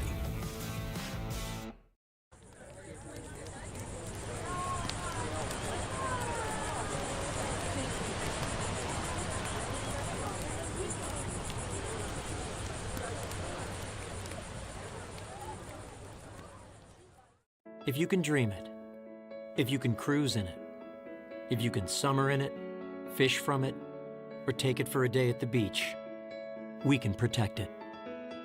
The Baldwin Group, protecting the possible.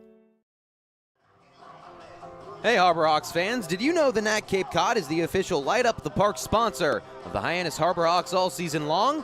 Thanks to the NAC, the lights at McKeon Park stay bright all summer as the future stars take the field. With 2 convenient locations in Orleans and Hyannis, the NAC is the perfect spot for a burger, taco, sandwich, and much more. Visit thenacapecod.com to learn more or order online. Liam Canine still on the mound dealing. It was a pretty short leash for Mason Russell and Brandon Oliveira, but Canine has now been out there for quite a while. And he's looked really sharp because he's been getting those first pitch strikes. And when he has fallen behind, he's gone right back into that at bat. A lot of times these guys don't need to rely on the strikeout, although he's picked up 2. It's all about forcing them to get themselves out.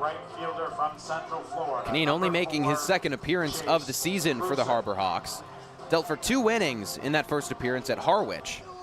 43 pitches over the 2 innings. Over 2 1/3 in this ball game, he's thrown 23. He has been much more efficient, much more economical, as you would say. Faces Chase Cruson, Christopher Ramirez, and Hayden Yost in this top of the 6th inning.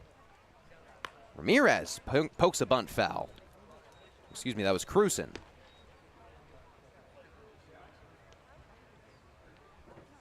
Cruson 1 for 2 on the day, singled back in the 3rd. It's the 2nd most hits on this Wareham team. The 3rd most doubles. Ripped to right field. He's now got his 29th hit of the Cape League season. That'll shoot him up the ranks a little bit. Well, let's see where the pitch location is. Brody Briggs wants it low. And yep, that one leaked right over the heart, belt high. And he's lucky he didn't have to ask for a new baseball right there. He got on top of that ball. That's the 3rd leadoff hit over the course of the 6 innings for the Gatemen. That is going to help them out tremendously. As you see, Falmouth takes a lead in the 5th inning. Very important ball game there, why we keep mentioning it. Brody Briggs has to chase that down. Cruson stays at first.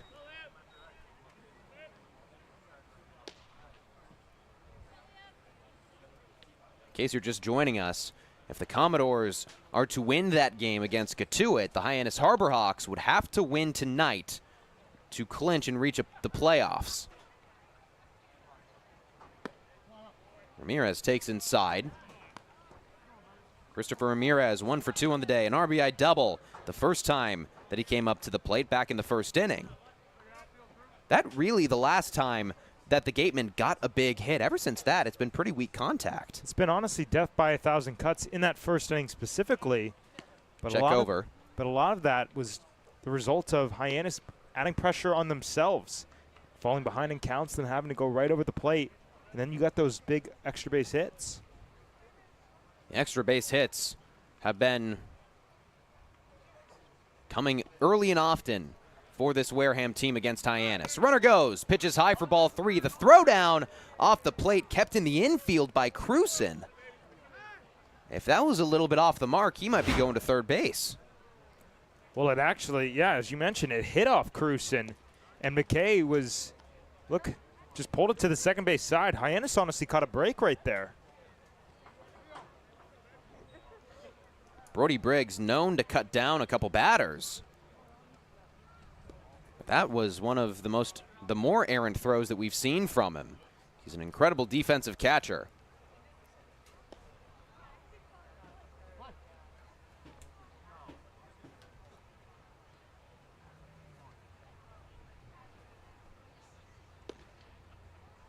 .3-0. Taken all the way for strike 1. Another category that Wareham has done very well in over the course of this season-long series is hitting with runners in scoring position. Over the course of the season-long series, the Gatemen 11 for 45. They were 8 for 15 in Game 2. Full count, although Ramirez didn't like it. And that includes a tough opening day against these Harbor Hawks at Spillane Field, where they only picked up 1 hit with runners in scoring position. And Hyannis had that big eighth inning. But it's easy to forget, Wareham put a lot of pressure on the Hawks that game. They just couldn't do it. Ramirez pokes one to center field. Prince can't get there. But Cruson had to stay put. He's only at third. This has got to be frustrating if you're Canine, because it's a really good pitch right off the end of the bat. Great pitching, even better hitting. That's what you got to do with 2 strikes. Just stay alive. And now manager Mitch Carricker out of the dugout. There's been movement in the bullpen for a while. This might be the end of the day for Liam Canine. And it will be. New pitcher coming out of the Hyannis bullpen. We'll introduce him when we come back.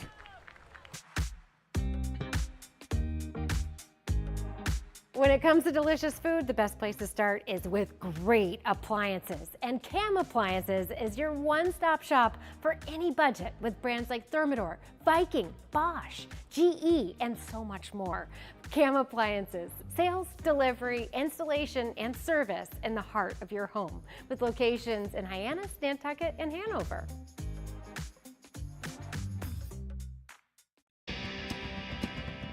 If you need to dig, lift, move, grade, clear, or cut, pump, weld, clean, light, and just about anything else, dial up the rental source for the newest and the most reliable equipment in New England. Staffed with equipment and construction experts, Milton Rents, your local source.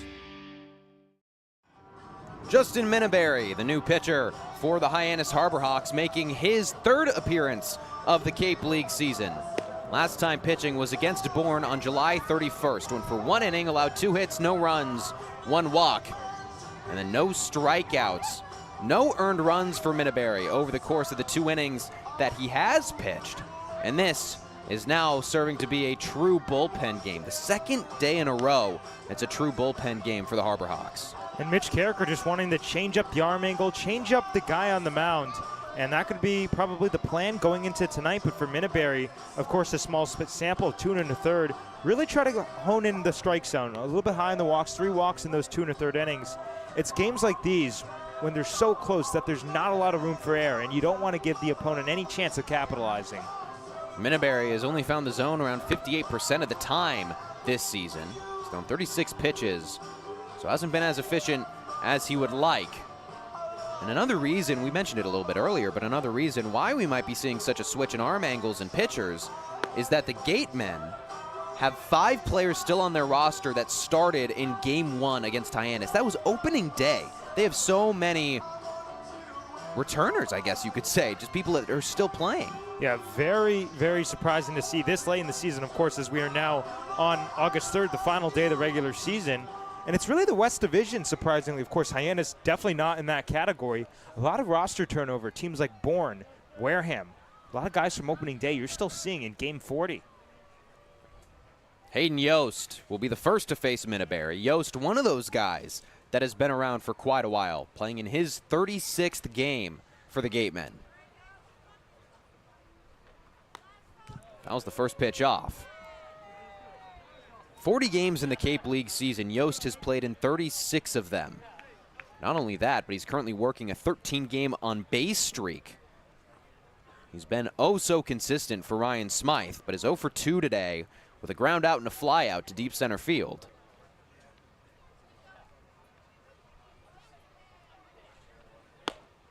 Big cut and a miss from Yost.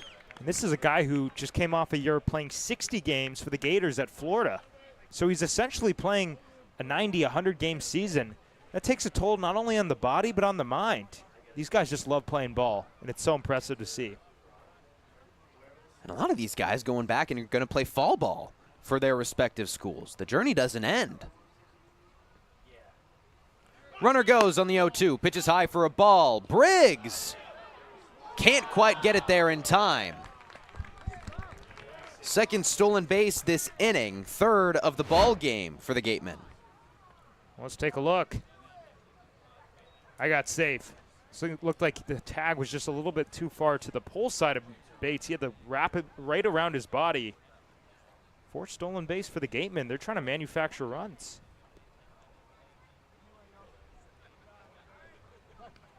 All of the Gatemen's 3 runs came in the top of the first. Since then, Hyannis pitching has held them relatively quiet. Yost trying to change that here. Briggs lost the baseball, but was fortunate to just get a glove on it. And a good assist by the Hyannis dugout. He did not know where that was, yelling feet, feet, feet. Opposing teams have really gotten a lot of looks with runners in scoring position as of late. Orleans and Harwich combined 36 chances. If you toss Bourne into that mix, it's 50 chances for those 3 teams. Ground ball, just foul. Over those 50 chances, only 10 times have those teams gotten hits. So the pitching has done a relatively good job pitching around, but it feels like the more chances these guys get, the harder it's going to be for the pitching to avoid that big hit.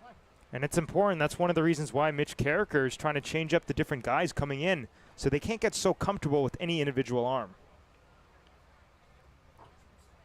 Yost has worked the count even.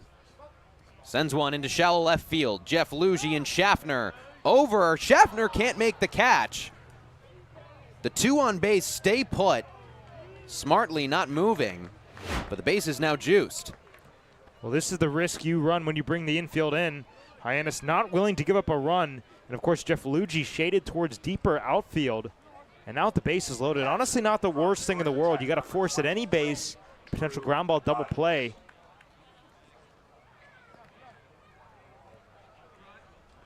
It's Drew Rogers now with a chance with everybody on.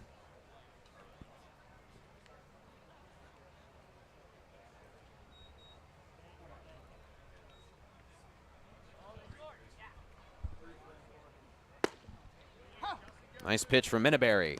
Rogers only playing in his 12th game of the Cape League season. He's very new to the Wareham Gatemen. He's working a 5-game on-base streak. He's 3 for 16 over those 5 games with 2 walks.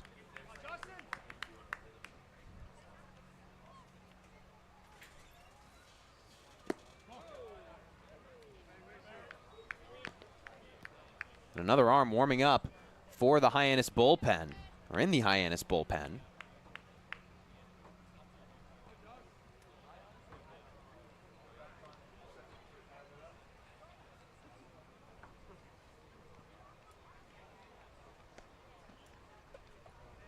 Rogers is going to take a ball. It's important here for Minneberry to stay in the strike zone because you never want to go to the 3-ball count with the bases loaded. At the same token, we've talked about being wild inside the zone, and then you get those extra base hits. That could be detrimental either way, so he's going to have to really pick out a corner that he can find. Like a Two at Falmouth game, tied up at 3-3 in the 6th. The Kettleers tying things up. Not a nice pitch from Minneberry, going to the inside corner.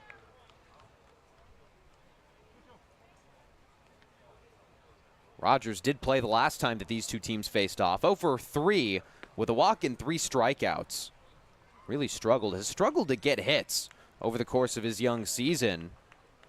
But he's found ways to get on base. Swing and a miss. Big first out of the inning for Justin Minneberry. He goes with the fastball, just a challenge right here. And that's really all you can do with the bases loaded. You got your back against the door. And now middle infielders could back up, roll 2 up the middle. Corners could stay even.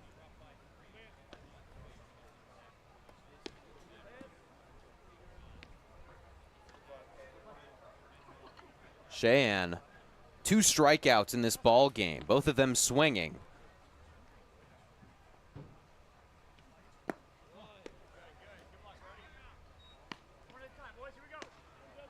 Cheyenne, a rising junior at the University of South Carolina upstate.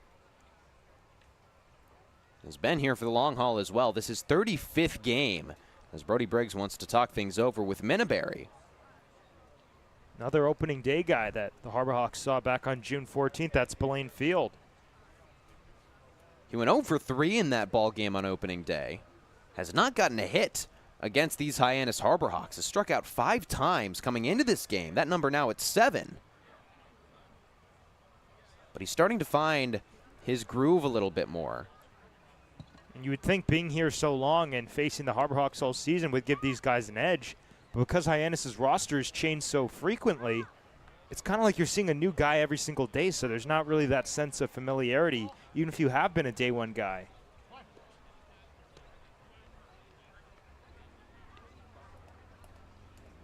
Cheyenne coming off a 1 for 3 performance with an RBI against Falmouth last night. Ended a 7-game hitless streak. He swings wildly and misses.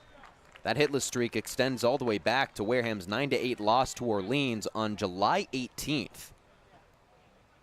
Not only have hits been hard to come by for Cheyenne, but also starts, appearances have been hard to come by as of late. He's only missed 5 games of the 40-game season, but they all have seemed to come in the late July season. And for a second straight batter, Minneberry's behind. And he's been really good at getting back, but maybe trying to get a little too fancy early in counts, which is potentially leading to his demise.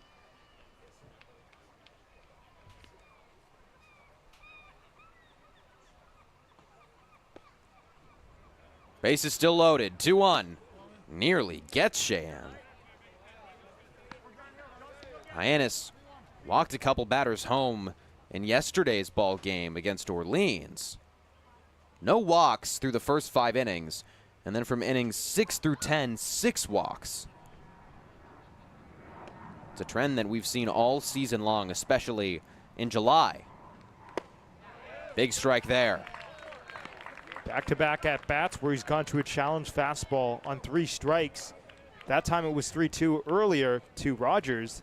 This time on 3-1. He might go right back to a challenge to the number 9 man who struggled this season.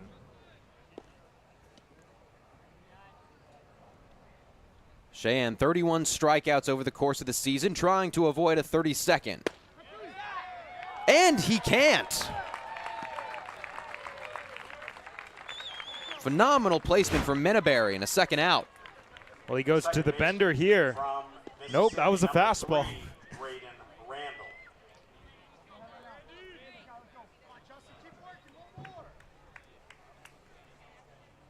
Flips it to the top of the order for Braden Randall.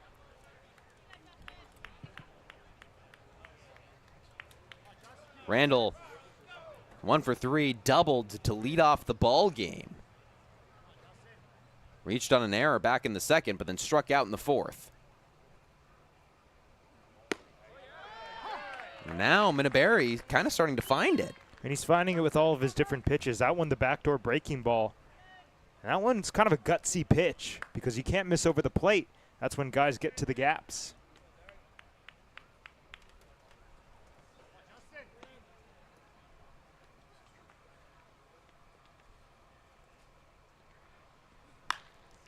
Fly ball into shallow left center field. Owen Prince is the one that makes the catch. Justin Minneberry comes in and strands 3 on the bases. Still 3-0 Wareham.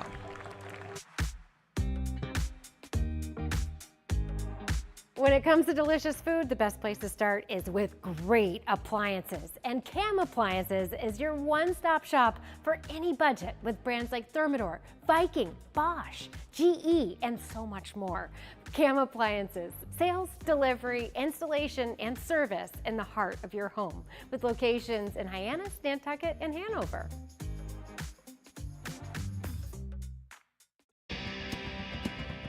If you need to dig, lift, move, grade, clear, or cut, pump, weld, clean, light, and just about anything else, dial up the rental source for the newest and the most reliable equipment in New England. Staffed with equipment and construction experts, Milton Rents, your local source.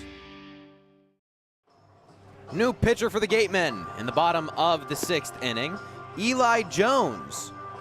Jones making his 6th appearance of the Cape League summer, has pitched for 4 2/3.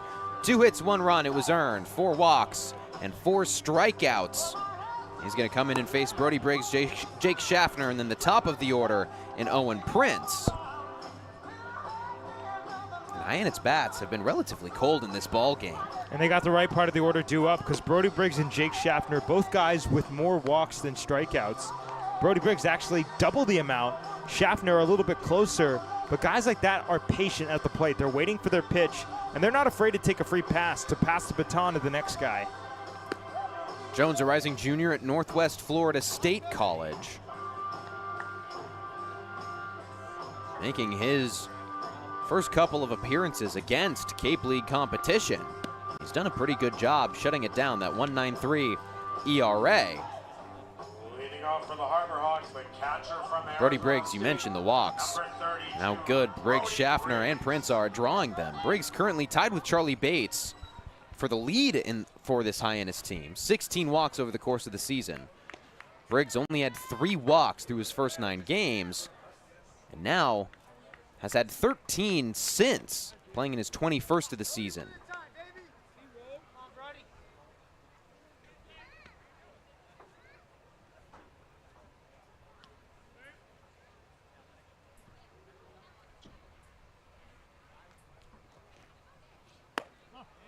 Briggs struck out his first time up, just in a position where he had a lot of momentum in the mid parts of July. It's all kind of fallen away, and he's trying to bring it back.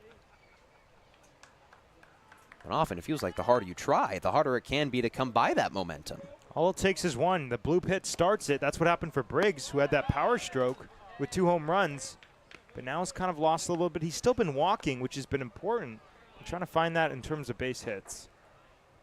Those 2 home runs came over a 5-game stretch where he was batting a .353 average. 6 for 17 over 7 starts in the middle of the month. He takes a first strike at bat. 4 RBIs, 5 walks, only struck out 3 times. Since then, to his credit, he's only struck out once more.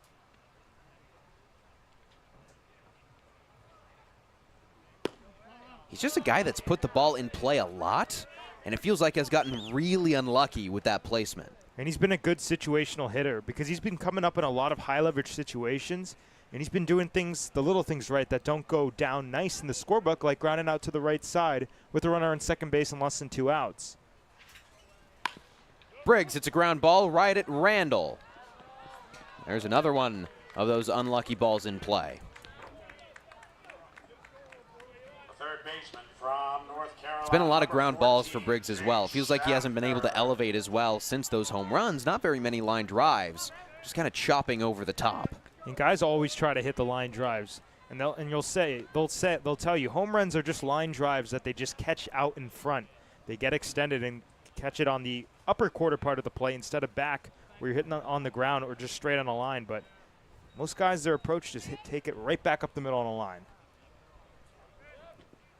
Jake Schaffner singled back in the third inning. He shows bunt, pulls it back. We've seen him do that quite a few times. Little ambush tactic. Try to catch these Gatemen off guard.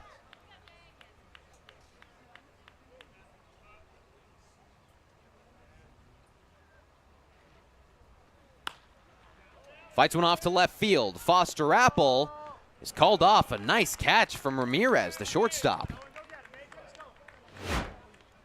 And sometimes what bunting does, or rather showing bunt, it gets in the head of the pitcher a little bit. They want you to pop up the ball. They might try to go up in the strike zone, which is what we see right there. Schaffner, unfortunately, just a little bit late to it on the challenge pitch. But something's got to give eventually. These guys are putting up nice at-bats, trying to find their pitch. Flips the order for Owen Prince. Prince 0 for 1 with a walk on the ball game.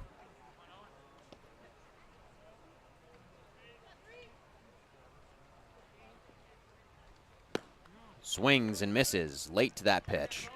Coming off his third multi-hit performance of the season against Orleans.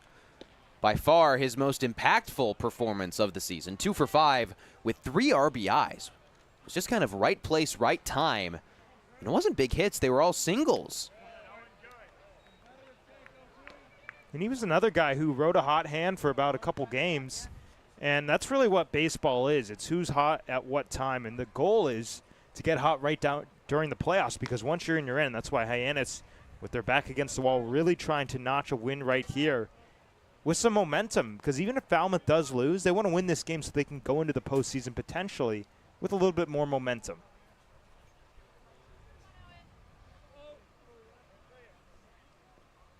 Prince hits one right back up the middle, and it just goes off the glove of Ramirez.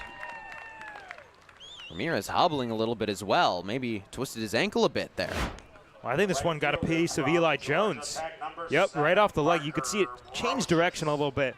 And we know with Owen Prince's speed, even if Ramirez fielded it cleanly, probably he's going to leg that one out anyways.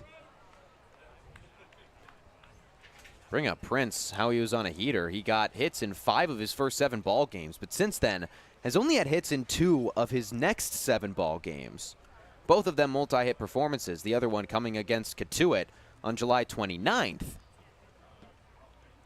So for him to get that single, make it now hits in 3 of his last 8 ball games. Doesn't feel like much, but that's kind of what it takes to start a bit of a streak. Get a little bit of that momentum back. Parker Brocious takes strike 1. Brocious has had a tough start to the day. 0 for 2 with a strikeout and was caught stealing.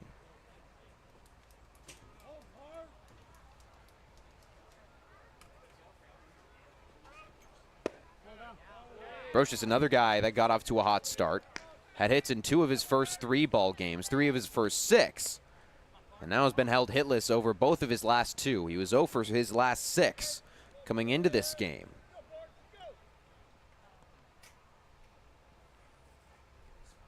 One. Grounded to left side. There's the out at second. That will end the inning. Owen Prince with a late single, but Parker Brocious can't bring him around. 3-0 Gatemen. When you need to dig, lift, move, cut, or just about anything else, then dial up the Rental Source staffed with equipment and construction experts. They'll help you get the right machine for the job and make sure it's delivered when and where you need it. With locations across New England and the newest and most reliable inventory, Milton Rents is your local source. When I started teaching on the Cape 30 years ago, you could buy a house on a teacher's salary. But today, teachers, public safety officers, healthcare and hospitality workers, the people who make the Cape work, are struggling to find homes they can afford. And I really worry about the kids who will follow us. I think it's time we learn to do better. If housing on Cape Cod matters to you, join us at capehousingmatters.org. Harbor Hawks from Salve Regina, number 36. Top of the 7th inning. It's a 3-0 ball game.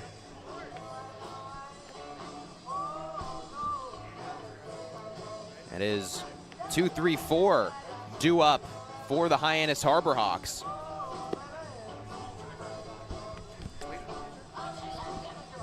It's James Reddick. Reddick making his first appearance of the Cape League summer for the Hyannis Harbor Hawks. Reddick, another one of those new additions recently, coming to see if he can make a bit of a playoff push with these Hyannis Harbor Hawks. Reddick played for the Amsterdam Mohawks of the Perfect Game Collegiate League. And while he was there, he had a 2.14 ERA, 11 appearances, 7 of them in relief, 33 2/3 pitched, struck out 36, and he walked 7. And what an impressive job by Justin Minneberry. Came in with runners on first and second, nobody out, gives up that bloop single to load the bases, and then back-to-back strikeouts and then a fly out. Really, as Hyannis is now with the back against the door in that situation, most certainly. As we welcome Daniel Bottolino to the broadcast, playing Beat D-Bot. You can also see that Falmouth just retook the lead in that Katuitt game. D-Bot, where's your record at right now? I think it's 13-13. I think I'm sitting right at 500. We've missed a couple in this intense playoff race. I think I'm sitting around 500. First pitch swinging. Foster Apple puts it into center field, but right at Owen Prince. 1 out in the inning. Well, this is perfect timing, D-Bot. Your school and your player is Chris McHugh, who is coming up to the plate now. McHugh goes to Cal Baptist. Ooh. Harbor Hawks have a Cal Baptist guy too, Jared Jenkins. Ooh, good pull, good pull. Cal Baptist. Nick Dumanow went there. That's a random pull, but got all-star from last season. McHugh, first pitch swinging as well. Bates stops, turns, fires, and it's well late.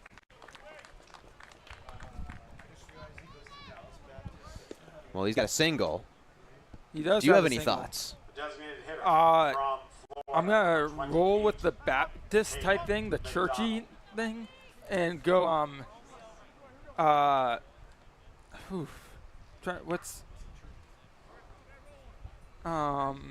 Caden McDonald coming up to the dish. Yeah. The Monarchs? The Monarchs. No, it's the Lancers. We've had like 3 Lancers this year. McDonald, the first Gateman in this inning to take strike 1, or take pitch 1. It's outside or inside for a ball. D-Bot 13-14. Yeah, not the finish to the regular season I would have liked. That's strike 1. Well, we've had some very close ones. That felt like another close one. I thought you were on the edge of getting it, but D-Bot just couldn't quite pull it out of his brain. Thank you for joining us, as always, producer Daniel Bottolino. 1-1 to McDonald. Cracks it on the ground. Ryan McKay flips to second. Bates to first. Not in time.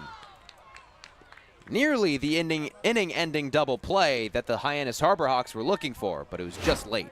Well, he snapped the shillelagh, so the ball was hit softly. They really had to hurry. A nice flip by McKay. A good turn on both sides, but because it was hit so softly, he's able to leg it out. So Chase Cruson gets a chance in the top of the 7th. Cruson has gotten on base every single time he's come up to the plate in this ball game. He is 2 for 3. The first time he got to first was a fielder's choice.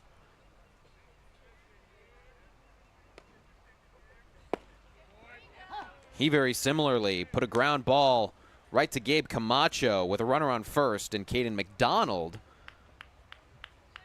And very similarly to Caden McDonald's fielder's choice, Camacho couldn't quite turn it for 2.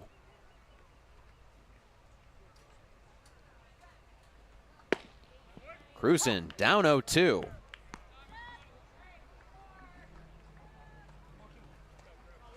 James Reddick, very much so a strikeout thrower. 36 Ks over 33 2/3 pitched with Amsterdam in the Perfect Game Collegiate League. 20 strikeouts over 14 2/3 with the same team back in 2024. And a crack of the bat, but time called. And a pitch clock violation on Reddick. Maybe saving himself a little bit there. Well, there's a rare example of a violation on you, the pitcher, working out to your advantage. That one had extra bases spelled all over it. Reddick, a rising sophomore at Fordham University in New York. Playing in the A-10, had a pretty inflated ERA, allowed 4 earned runs over 1 appearance. It was a relief appearance. He only dealt for 1/3 of an inning. The 1-2 hits to center field. Owen Prince can't get there. It wasn't the extra bases that Cruson was looking for, but a hit regardless. And this has got to be frustrating if you're Reddick, because that's another softly hit ball that the Gatemen benefit from. Might have broken that bat as well. Didn't have a great sound to it. That's just baseball for you. You got to make the adjustment. You got to compete, and it's a tough thing to do. That's got to be one of the most frustrating things for a pitcher. So you're pitching well to weak contact, and somehow that ball's finding the grass. Number 6, Jack Kale. We got a pinch hitter coming in for Christopher Ramirez. It's Jack Kale.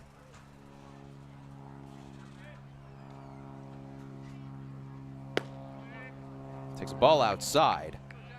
Christopher Ramirez was playing some pretty good ball. 2 for 3 on the day with an RBI double. Jack Kale making his 7th appearance of the Cape League summer. Fights one down the third base side. Schaffner will stay on third and end the inning. 2 singles for the Gatemen, but Kale, pinch hitter, can't bring them around. 3-0 Gatemen heading into the bottom of the 7th. Time for the 7th inning.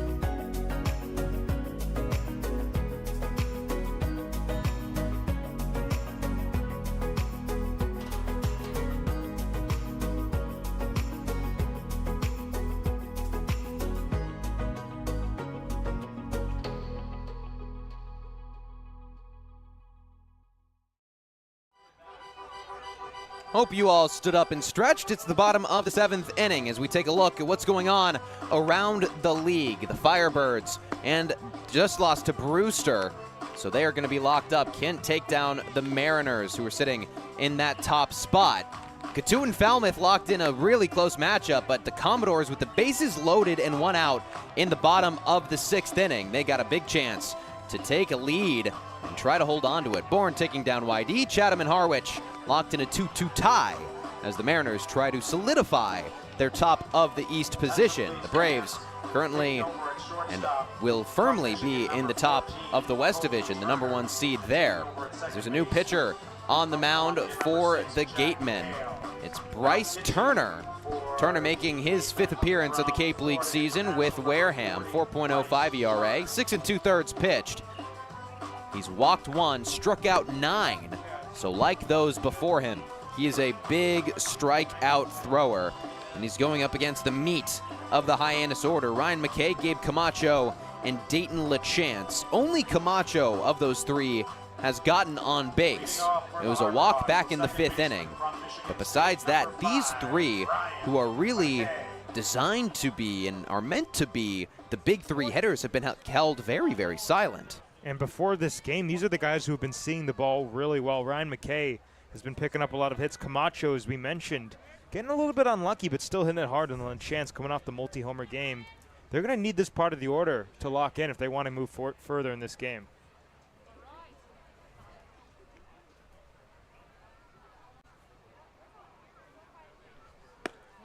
McKay takes a ball outside to begin the inning.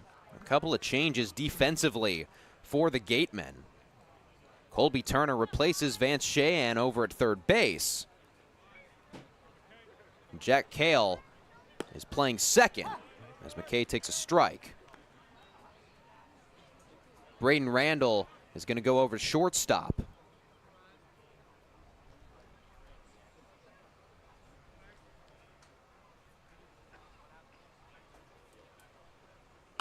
McKay just underneath one. And a good sign for him as he's trying to get a first hit of the ball game. He's coming off a 2-for-5 performance against Orleans with an RBI and a double. He was hitting it really, really well against the Firebirds yesterday. And he was going really deep into at-bats and counts, and he's really been doing that all summer, especially as of late. Just underneath another. Like case in point right there.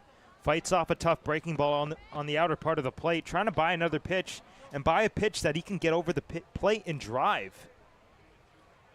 That's what hitting is. You're fighting off the ones that are tough to extend on, and then getting the one over the big part of the plate. Good take there from McKay. We've talked about how he hasn't drawn walks at the same clip that he did at Michigan State. He's got a third best on the team, 15. But in 2025 with the Spartans, drew 36 walks over 54 games. That led the team in the category. He swings through a 2-2 pitch, high in the zone. Camacho strikes out swinging. The first baseman from UC San Diego, number 10, Gabe Camacho. Excuse me, that was Ryan McKay. Gabe Camacho is now coming up to the plate. That's 2 strikeouts on the day for McKay.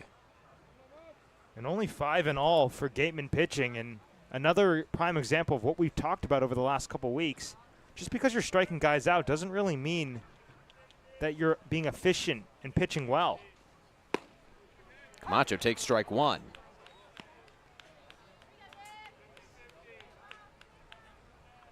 Camacho 0 for 3 yesterday at Orleans. The last time he played Wareham, he was 0 for 4. This only the second or the third time that he's playing the Gatemen. 0 for 4 in both games coming into this. Struck out 3 times as well. Has not been able to get on base, as that pitch really flipped him up. Yeah, he's got a really good feel for that breaking ball. You can see Camacho kind of straighten up right there. He thought that was a fastball high. He starts it on the outside part of the plate, and it tunnels with that fastball, this time bending inward instead of staying firm upstairs. Camacho with a line drive to center field. It's down in front of Hayden Yost. Camacho right back to his old ways as he was in the end of July. Oh, classic mistake pitch. Catcher Drew Rogers wanted that in the low and outside corner. It leaks over the middle. Gabe Camacho, prime example of what we talked about the at-bat prior. Fouling off pitches on the corners, then buying that one over the middle part of the plate. That only the 4th hit of the ball game for the Harbor Hawks. The Gatemen have 9. And in addition to those 9 hits, 2 of them have been doubles. The Gatemen hitting prolifically. Dane LaChance takes strike 1. And that's the difference. When Hyannis bats haven't been able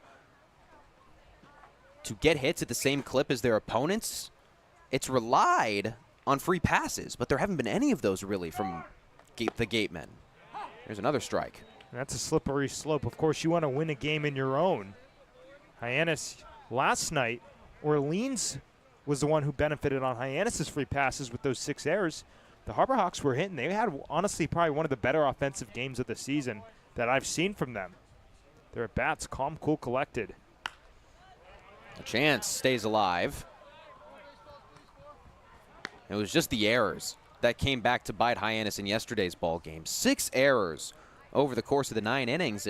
And frankly, it felt like the 10 innings. And frankly, it felt like there could have been more. Yeah, a lot of ones that were called singles as well. Could have gone either way. And Hyannis is first to point out that they know that they need to play better defensively. Chance rips one foul. Something that manager Mitch Carricker always talks to us about is he just wants a complete game. Good hitting, good pitching, good fielding. Of course, that's what every manager wants, but it's been hard to come by. We only saw 2, maybe 3 complete games in the month of July. Swing and a miss. 2 Ks in the inning for Bryce Turner. Well, he was tardy on the fastball in the pitch prior. LaChance takes a bender that starts on that inside part of the plate, goes onto the outside corner.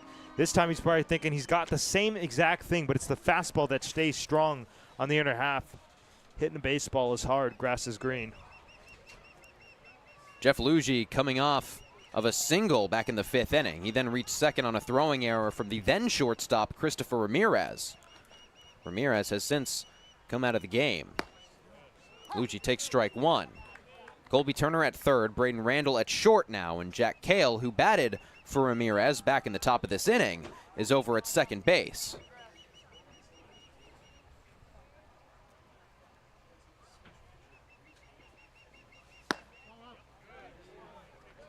Lugie, early on in the season, struggled a lot with those fastballs up and in. Really couldn't hit those pitches that were on the inside of the zone. He's got a great eye for the outside of the plate, but when he goes cold, it feels like he kind of loses the feel for that pitch again. That one nearly gets him. Lugie is, like most guys, at their best, at his best, when he's taking the ball to the opposite field. And we've seen Jeff do that prolifically this season. But during this little, couple game skid, he's gotten a little bit more pull happy, and that's really taken off an entire part of the field that he could be using as an asset. Swings at a high fastball. 0 for his last 7 coming into this game, now 1 for his last 9. And when you talk to the players, they're thinking about it. They're trying to fix that and work on that in batting practice, but there's only so much you can do during BP to replicate what that swing needs to feel like in game. He's got a full count.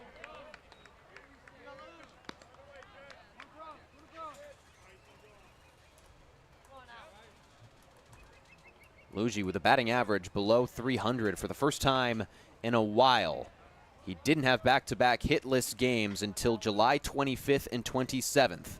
Runner goes, swing and a miss. Bryce Turner strikes out the side and leaves it a 3-0 ball game in favor of the Gatemen.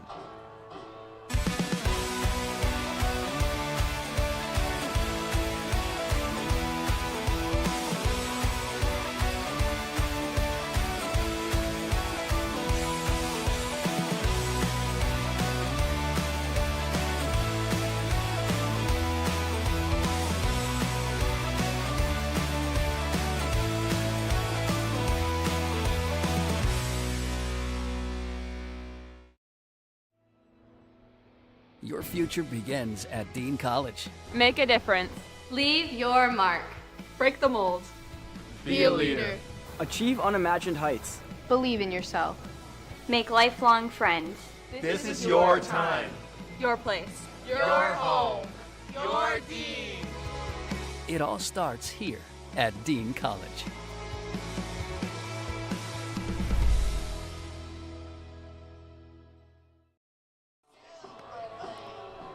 Hyannis trailing Wareham 3-0. If the Harbor Hawks were to win or tie, this is the schedule that it would be looking at. That playoff series, divisional series, starts on Tuesday. It could potentially go through Thursday, and then the championship series would begin Friday, the 8th. If the Harbor Hawks were to get that 4th spot, it would go against the Bourne Braves. If the Hawks can squeak past Katuitt into 3rd, we'll be facing this Wareham squad. Everything right now in the balance. Falmouth currently leading Katuitt 4-3, but the Cavaliers in the top of the 7th with a runner in scoring position and just 1 out in the inning. If the Commodores lose that ball game, then this doesn't mean much for the playoff race. Hyannis would get in. It all depends on what the Commodores do over at home in Falmouth. Hayden Yost is going to lead things off against James Reddick in Reddick's 2nd inning of work. Reddick allowed a little bit of movement along the bases, but kept things clean when he needed to. Nobody came home in an inning where the Gatemen really threatened.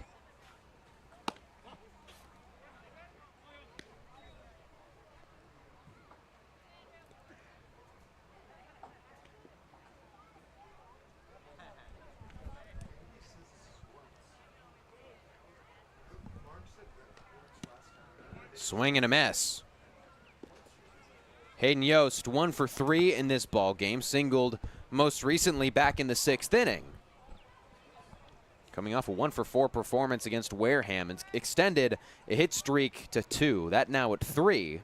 The more impressive number is he's now got an on-base streak stretching 14 games.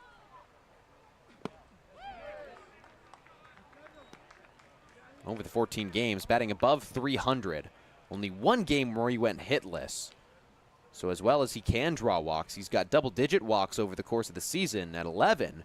It's the bat that is impressive. 25 hits, the third most on this Gatemen team.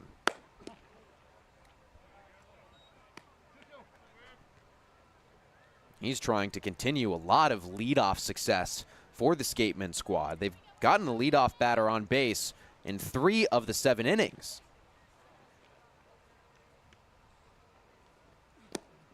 Full count, and that is just so huge for setting the tone.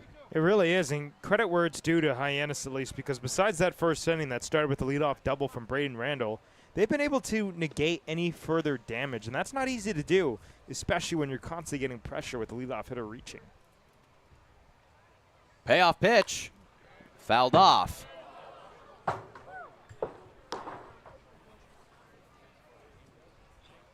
Hyannis, on the other hand, has not gotten a single hit in the leadoff position. It has drawn 2 walks. Owen Prince with 1 to lead off the ball game for Hyannis' offense. And then Gabe Camacho drew a walk back in the 5th. High fly ball, left field. Jeff Luigi trying to chase it, but it's going to be foul.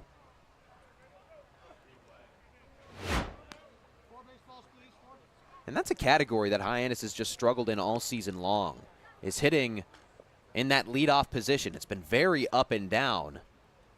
In yesterday's ball game, Hyannis was 2 for 8. Last time playing this Wareham team, 0 for 7.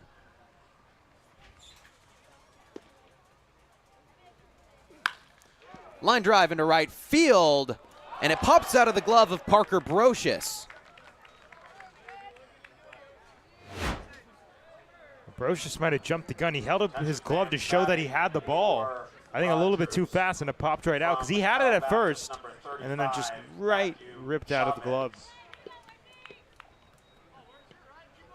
Those are the types of mistakes that have really been costly for the Hyannis Harbor Hawks, especially in this month, or in the last month of July. Pinch hitter, Matthew Chevet, who's going to bat for Drew Rogers. Takes a fastball high. Rogers was struggling, 0 for 3 with 2 Ks. So Ryan Smythe turns to Matthew Chevet. Chevet has only played in 1 ball game this season. Got pinch hit for after starting yesterday against Falmouth. Was 0 for 1.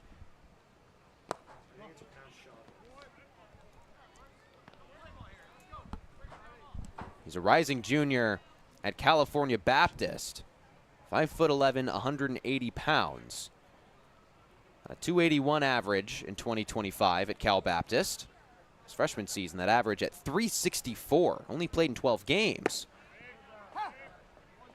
But he's in the position where he's kind of used to coming in and making an impact despite not really being in many hitting positions. Only 14 plate appearances at Cal Baptist in 2024 and a 364 batting average. Some guys have that clutch gene. They're just ready to go right off the bench. You can't really teach it. He's ahead 3-1.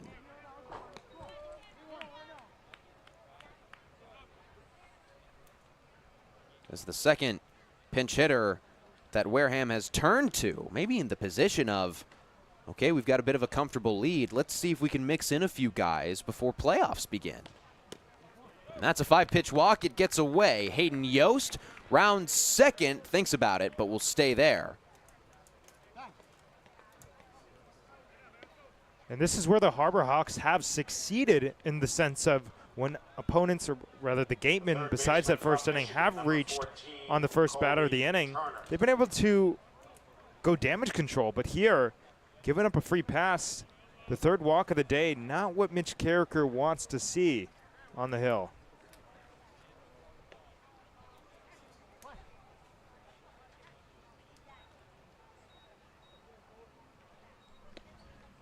Another pinch hitter, Colby Turner at the dish. He takes strike one. He came in for Vance Shahan last inning. Played over at third base, will be over at third base. Turner leading this team in RBIs at 19. He's got a level count as he looks for his 20th. On a 2-game hitless streak, has played in every single game that these two teams have played in. 1 for 5 most recently, that one hit being a double. But in those middle games, he struggled. 0 for 7 with 2 strikeouts.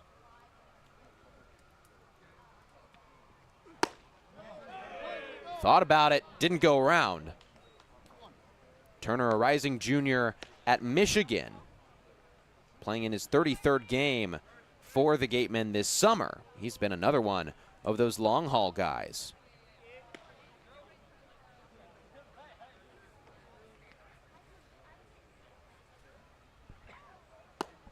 That one nearly clips him. Consistently missing upstairs right here. Missed with the breaking ball, missed with the fastball.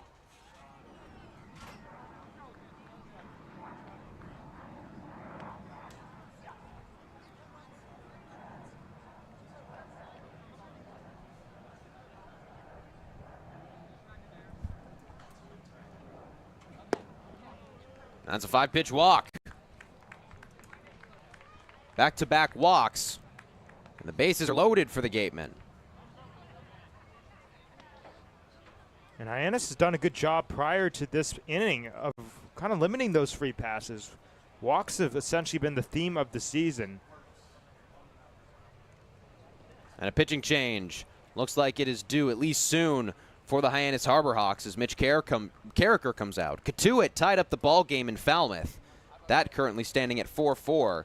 The Kettleers with 2 on and 2 out in the top of the 7th.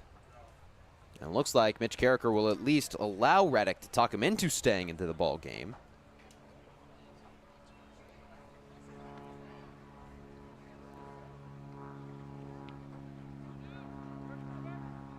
And he will stay in. It's flipping the order now. Braden Randall, Foster Apple, and Chris McHugh.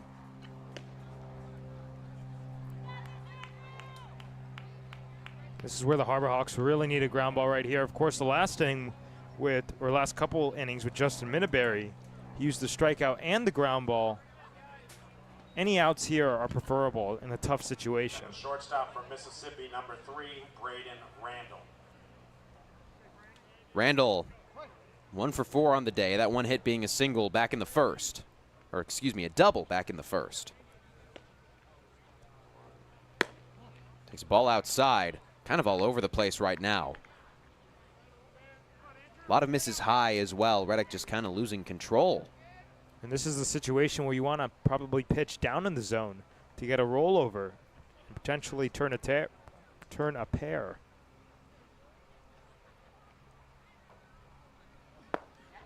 Nice pitch there.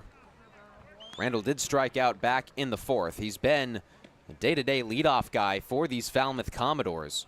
Leads in hits, leads in stolen bases with 30 and 13 respectively. When he gets on, he's pretty much a guarantee to steal, although he hasn't in this ball game. And a pitch clock violation. That is now a couple of those that we've seen in this game for Hyannis pitching. I believe it's on the batter. You're right. Ryan Smythe comes out of the dugout.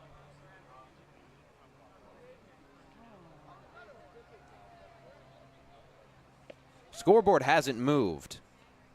Braden Randall seems very frustrated. Well, it goes on the hitter when it gets down to 8 seconds and they're not making eye contact with the pitcher, because that's when they're supposed to be ready. It's only when it's on the pitcher if it goes down to 0. There's the difference.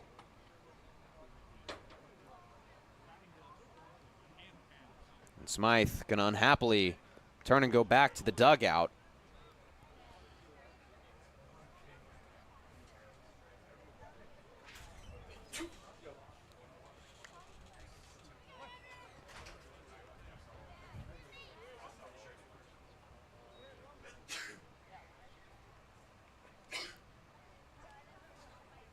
1-2 pitch to Randall.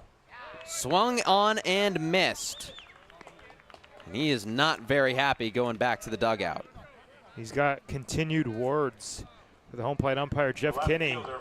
But that's huge for the Harbor Hawks because now they're one pitch away of getting out of this mess.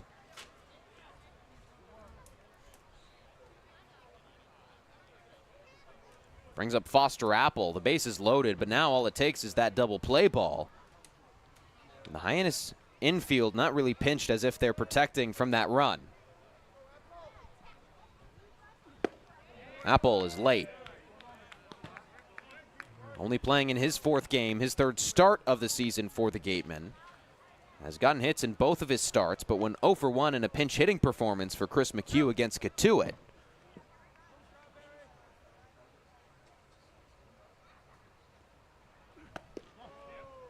Good stop there from Brody Briggs. Apple, one of many coming from the NECBL. He from the Vermont Mountaineers. Had a .281 average over 23 games with the Mountaineers.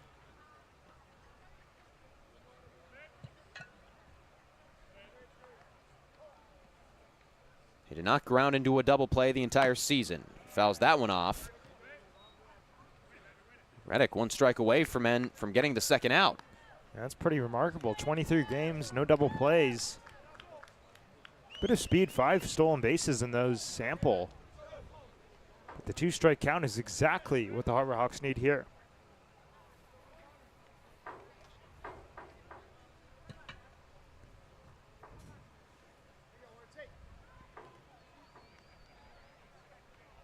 One, 2.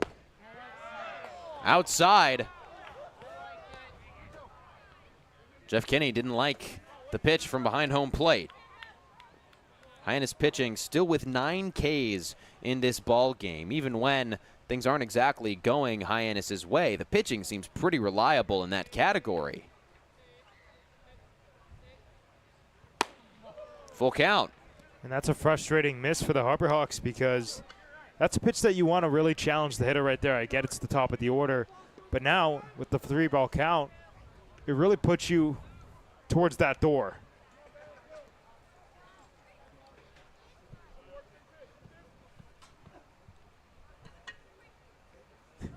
Payoff. Catches strike 3. Apple thought he was headed for first. Instead, he's called out on strikes. Well, look at him paint that top of the zone with the breaking ball as well. Nicely placed. And now manager Mitch Carricker coming out for a 2nd time. Going to be a new arm coming in for the Hyannis Harbor Hawks. We'll take a quick break. Introduce the new pitcher to you when we come back.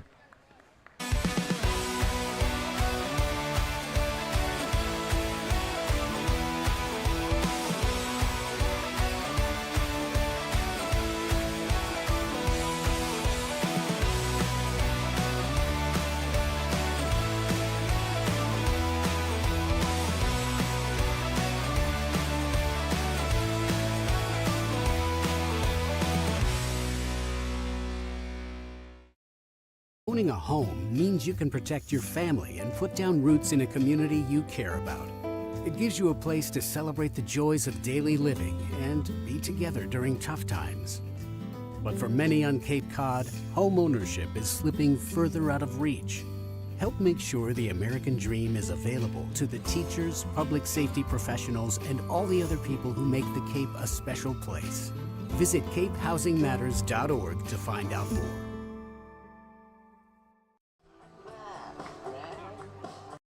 New pitcher on mound is Connor Kelly. Who has become the everyday closer for Hyannis and manager Mitch Carricker. Kelly coming in for his 5th time this season. Coming off of his only loss of the season at Harwich. Dealt for an inning and 2/3, allowed 1 hit and 1 run. That was the winning run, although it was unearned. He struck out 2. Man, this guy has got some electric stuff on the mound. Trying to shut things down, bring those bats back up. Yeah, it really is, and it's an opportunity here for Hyannis. You get the bases loaded, nobody outs, back-to-back strikeouts. They go to the new pitcher. Harbor Hawks have had that kind of clutch-esque gene tonight, but looking to match it so they can bring the bats back in the dugout that have been struggling. Clutch Gene with the pitching, but not really with the hitting. Only 4 hits in today's ball game for the Harbor Hawks, and all of them coming in different innings. They can't really string anything together. Think to that last inning, bottom of the 7th, Gabe Camacho with a single, bookended by 3 strikeouts. It has been a real struggle for the bats to get going at all, and no free passes, 2 walks only from Wareham pitching. That is the category. That is what Hyannis bats rely on when it's a bit of a cold day, but they haven't gotten any of that. Kelly's going to face Chris McHugh with the bases loaded and 2 outs. McHugh 2 for 4 on the ball game. A single in the 7th, a single in the 3rd. McHugh is the 3rd most RBIs on this baseball team with 15.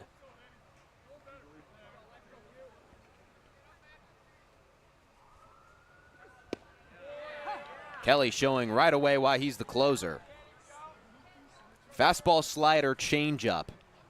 And although that fastball only really comes in around 93, 94, you can hear him grunt every pitch. He gives it everything every time he comes down the mound. That one's away. Especially heard that back a week ago at Spillane Field against these Gatemen when he made that scoreless relief appearance.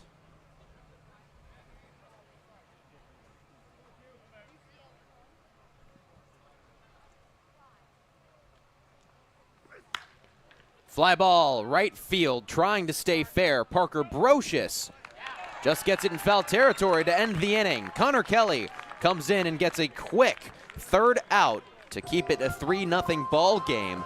Before we go anywhere, we are going to send it down to Giovanni Collada, who has more. Gio? Well, thank you, Graham. Ahead of a final day of the season that will be full of playoff bonanza, the things are getting late here at McKeon Park and over at Gov Fuller Field. Cotuit and Falmouth in a 4-4 tie.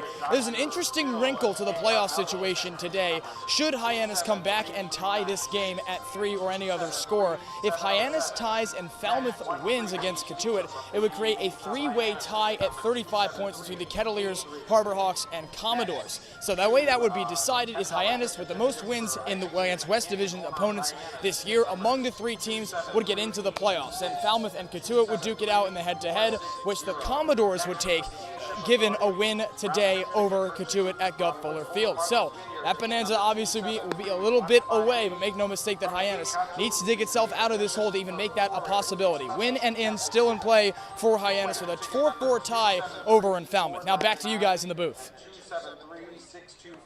All right, thank you so much, Gio. It is really coming down to the wire. A 4-4 ball game right now in Falmouth. The Commodores had a couple chances there in the bottom of the 7th, couldn't bring anybody around, so the Kettleers are going to go right back to work in the top of the 8th, try to shut things down. The Kettleers do have a lot to lose. If they don't win or tie this ball game, they will lose out. As there's a new pitcher on the mound for the Gatemen.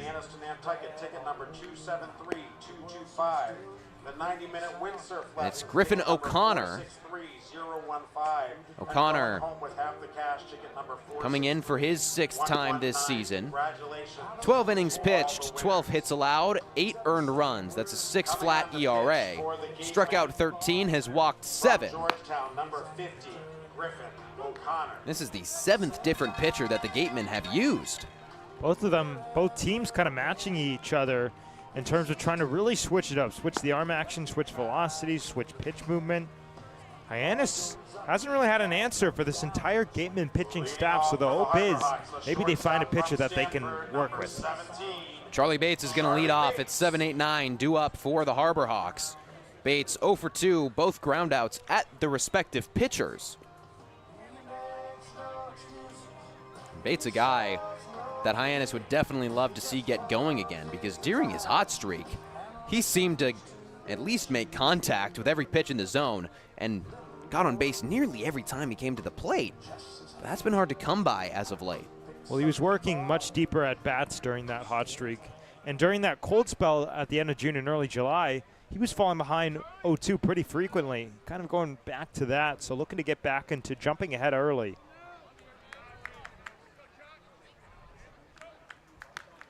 Bates just underneath the first pitch. Between Bates, Briggs, and Schaffner, the three due up for the Hawks in this inning.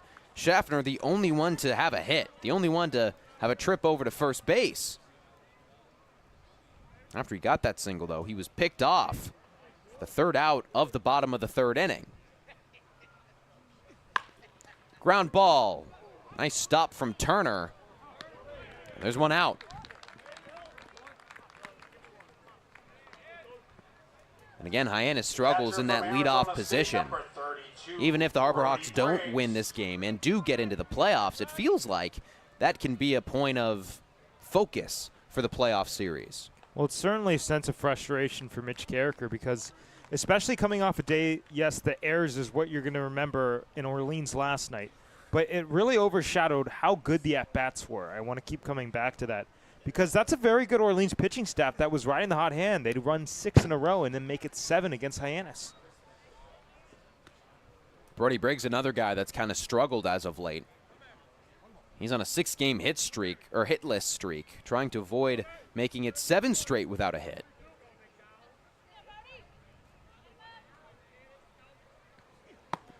Briggs gearing up for his redshirt sophomore year at Arizona State, where he's going to be the day-to-day catcher. He played in 32 games in 2025, had a batting average of .275. But his defense is so good that he's one of those guys you feel like you've got to put in. And to his credit, he said that he's wished he could get more appearances this summer. Said that it's tough switching in and out with another catcher like he has all season long. That can really hurt a guy's mojo. And he's gotten more appearances lately. Ever since the departure of Stone Lawless in mid-July, he's essentially become the everyday guy because you got guys like Dayton LaChance coming in, largely taking up the DH role. So Briggs will sometimes get the day off defensively, but he'll stay in the game as a hitter. That was only the third walk of the day from Wareham pitching. With that, Briggs now has an on-base streak going, 3 straight. So although the hits aren't there for him, he's starting to still find it a bit with his eye. Schaffner takes strike 1. Schaffner, another guy that was on a bit of a hitless streak, now has worked a 2-game hit streak, including a single that he had today.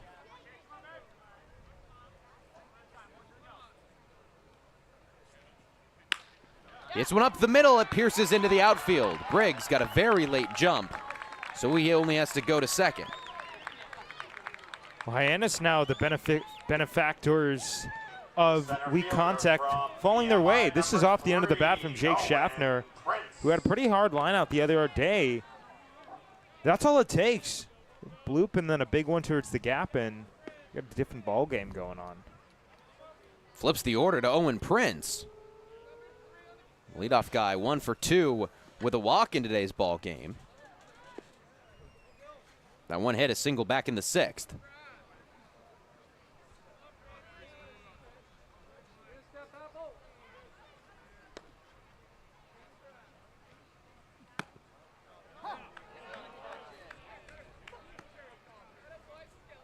This is the first time in this game that Hyannis has had 2 on at the same time.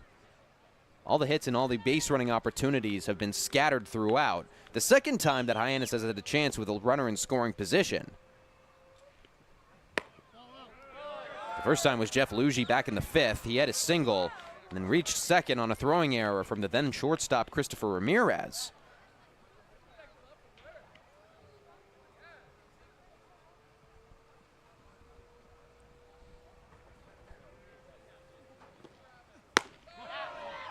Prince getting ahead.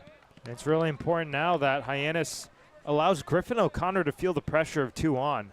Of course, Brody Briggs not with blazing speed, but Schaffner can move it, and the guy at the plate as well. Sometimes the pitchers feel like they want to be perfect, and that can actually lead to their downfalls. Fouls one straight back. Although there haven't been a lot of hits in this ball game, there have been a lot of those foul balls where the Harbor Hawks just right underneath it, fouling it straight back. You always say that's a sign that they are right there. Yeah, Prince, haven't really seen him slug this summer. He had that one double on that broken bat at Katuitt on the 23rd. But he's a guy that can explode in any moment. Maybe not power-wise in terms of home runs, but slug-wise in terms of extra base hits.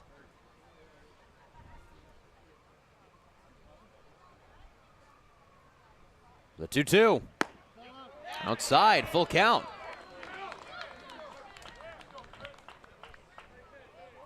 Prince has drawn 5 walks with the Hyannis Harbor Hawks over 14 games. Drew 46 this last summer at the Virginia Military Institute, or this last collegiate season. 28 with the Martinsville Mustangs. Ground ball, right side. Schaffner hops over it. And throw just in time to get a speedy Owen Prince. Well, that was the only play, first base. It was a double play depth, so the second baseman, Jack Cale, shaded well over by the second base side. And credit them for making that play. That was tough with Prince going down the line. And a pinch hitter for the Hyannis Harbor Hawks. Devin Mitchell is going to take the place of Parker Brocious, who is hitting second. Brocious was struggling. 0 for 3 with a strikeout. Devin Mitchell going to try to bring a little bit of life to this Hyannis order.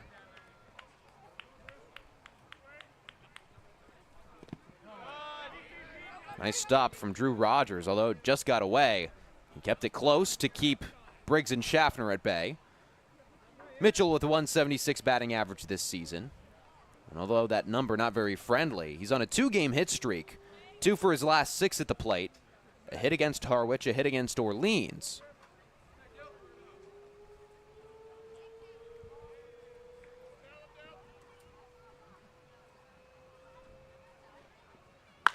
He ropes one down the third base side, foul.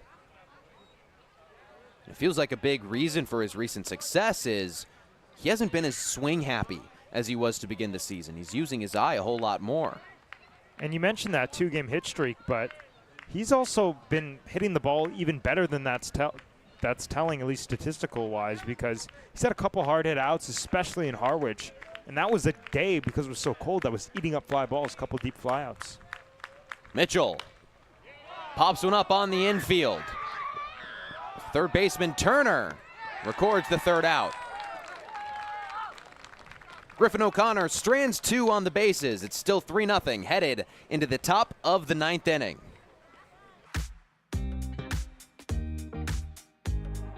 When it comes to delicious food, the best place to start is with great appliances. And Cam Appliances is your one-stop shop for any budget with brands like Thermador, Viking, Bosch, GE, and so much more. Cam Appliances, sales, delivery, installation, and service in the heart of your home, with locations in Hyannis, Nantucket, and Hanover.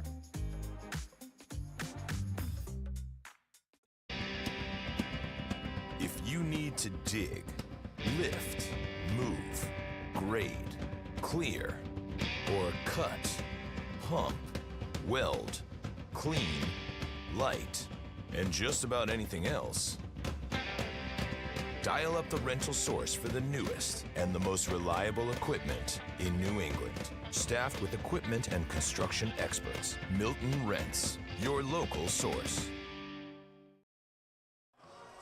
Top of the 9th inning, Wareham with a 3-0 lead over the Hyannis Harbor Hawks. The Gatemen trying to snap a 4-game losing streak before they play in the postseason. Connor Kelly still on the mound for the Hyannis Harbor Hawks after a quick third out in the bottom or the top of the 8th inning. Kelly has been that guy for the Harbor Hawks. He's facing a really tough middle of the order in Caden McDonald, Chase Cruson, and Jack Cale. But with his kind of stuff, he's exactly who Mitch Carricker wants up in this moment. And we talked a lot this season that when the bats aren't doing well, it puts that much more pressure on the guy on the mound. Clearly for Connor Kelly so far, pressure makes diamonds. He's got I'm a dog mindset up there on the mound, and that's what the Harbor Hawks need. They need that type of confidence when they're down 3 runs and looking to get back in the batter's box. And another pinch hitter for Falmouth, Pat Costin, is going to hit for Caden McDonald. for Wareham. Got Falmouth on the mind, looking at that score bug in the top right corner.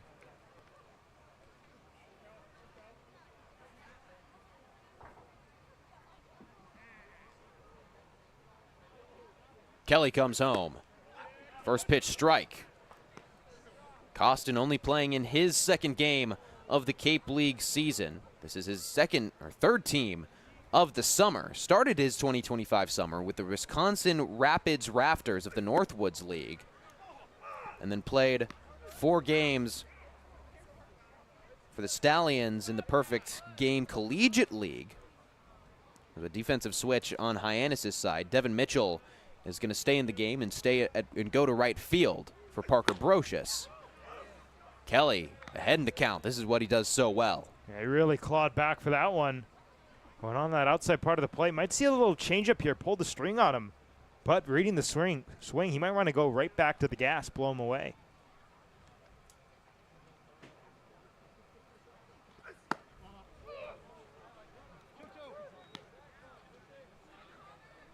We haven't seen many things rattle Connor Kelly.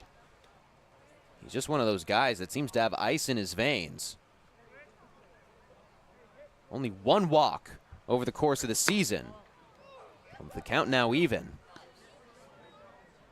He's found the zone 65% of the time. Pretty unbelievable pitcher, especially considering that he hasn't been here for all that long. Fly ball. Jake Schaffner makes the catch over at third. And what's so impressive about finding the zone that percentage of the time is that's a lot. I know it sounds obvious, but because he's jumping at early, he's not forced to throw right around the corners. He could stay in the strike zone pretty well. And that's kind of indicative of the way that these guys who have that confidence to stay in the zone are able just to keep shoving on the mound, because if they know that they don't have to risk going back down the heart of the plate, they can stay on the outside corners and get weak pop-ups like right there. Chase Cruzen takes a ball away. Cruzen has been very successful in this game. 3 for 4 with 2 stolen bases. And he reached base on that 1 hitless attempt. It was a fielder's choice. Ropes one into right center field. Owen Prince is there to get the out. Well, he got extended on this one. This broadcast is a copyright production of the Cape Cod Baseball League. Any unauthorized duplication, retransmission, or other use is strictly prohibited.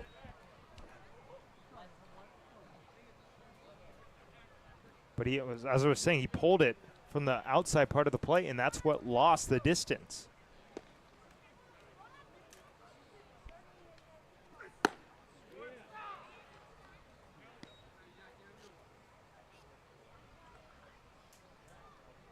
Jack Cale only making his second plate appearance of the ball game.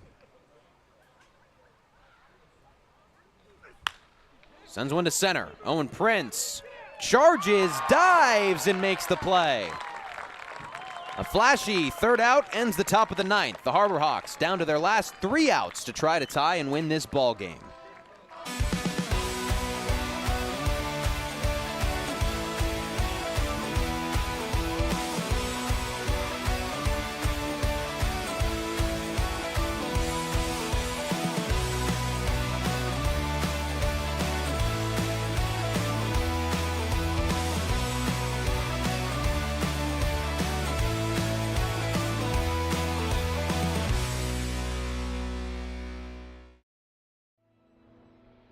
Your future begins at Dean College. Make a difference.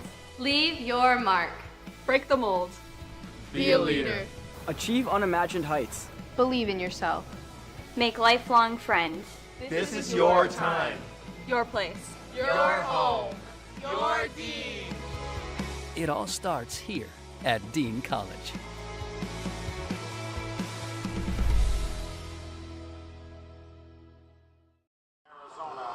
Number 12, Tony Pluta. Bottom of the 9th inning.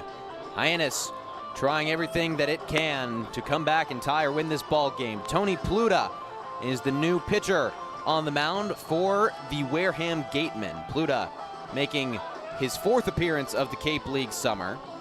He's a rising senior at Arizona. He's pitched for 3 innings this summer.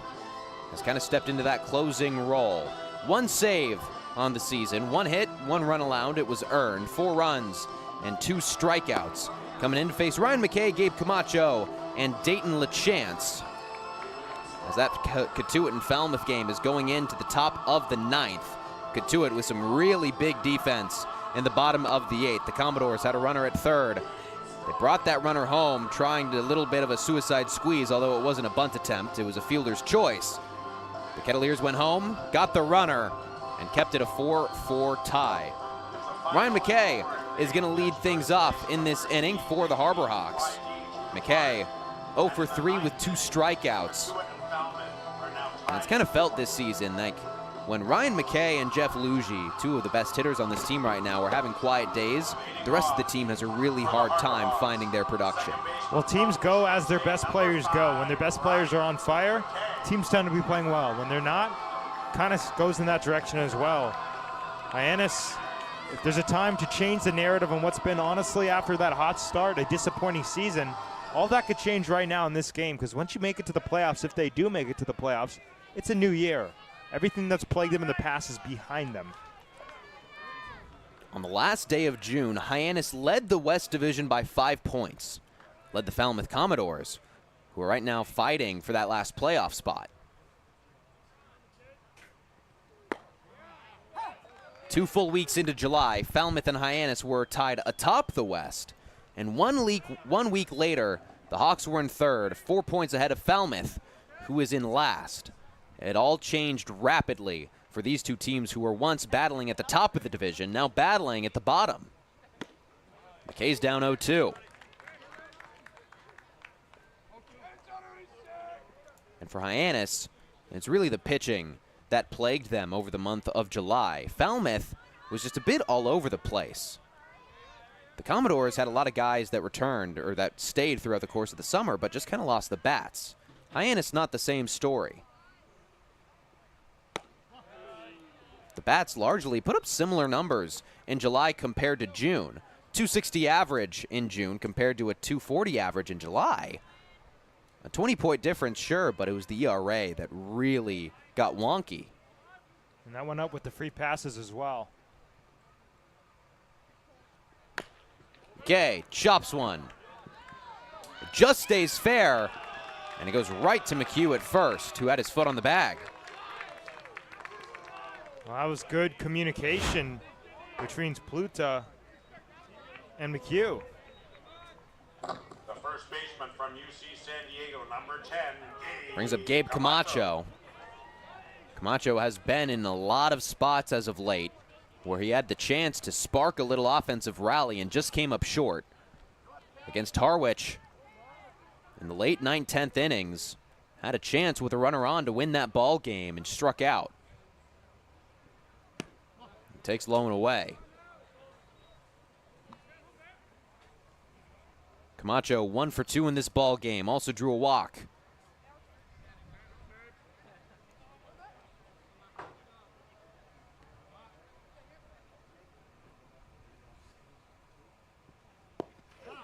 And that one gets Camacho. That's now back-to-back days he's been hit in the foot. He's in a lot of pain. That's the 4th free pass of the day for Wareham pitching, the first hit batsman. Yesterday it was the back foot. Today it's the front foot.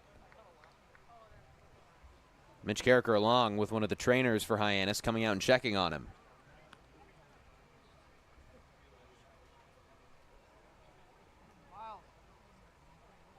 This entire Hyannis team, frankly, has just kind of been beaten up in these late couple of weeks of the season. Think of Brody Briggs wearing a couple pitches behind the plate. Dayton LaChance rounding first and rolling his ankle as Camacho is up, but he's coming out of the game. And it's going to be Miles Davis coming in for him.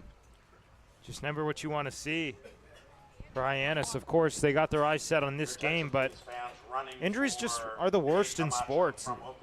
these guys put their body on the line, their minds on the line as well, and sometimes the game's just unforgiving. So Davis will be over at first base. Dayton LaChance is coming up to the plate. LaChance with an 0-for-3 ball game going. A strikeout thrown in there after a 2-for-4 game yesterday at Orleans. 3 RBIs thanks to 2 home runs.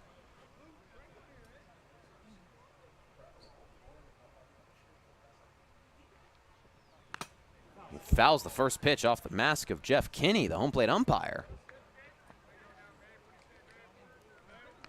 LaChance only playing in his 13th game. He got off to a bit of a slow start, was 1 for his first 14. But now has had 2 multi-hit performances over his last 3 ball games. Has been a real pleasant surprise for these Hyannis Harbor Hawks.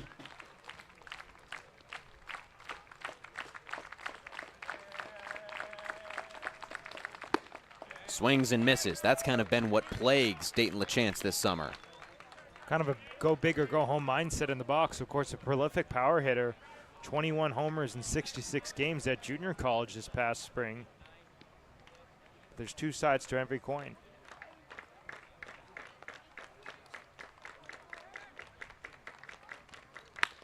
LaChance pokes one into right field. Miles Davis gets the stop at second base. Now Hyannis with a bit of momentum brewing. Well, that's just a good piece of hitting. That's actually off the plate. LaChance plate protection. And goes.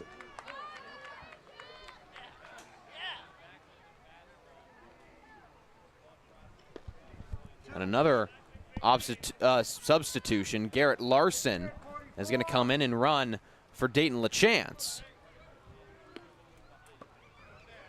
So Miles Davis at second, Larson over at first.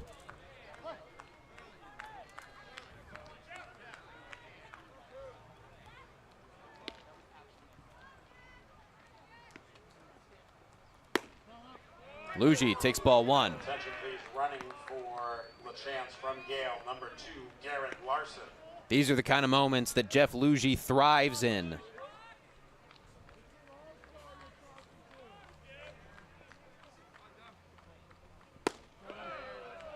Last time that these Harbor Hawks were in a position late game trying to win in extra innings, Luigi drew a big walk to give his Hyannis Harbor Hawks another chance.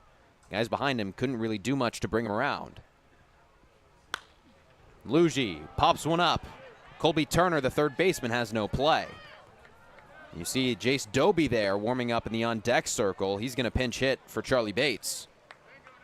And these are the crucial at-bats because Hyannis, the tying run at home plate, and if they were to tie this game, that would clinch a postseason berth for them.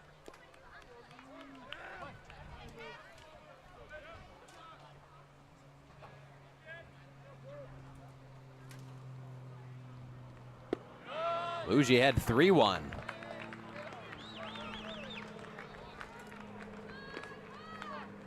Tony Pluta still very new to this Wareham team.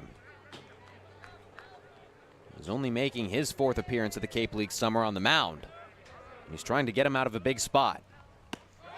5-pitch walk, bases loaded.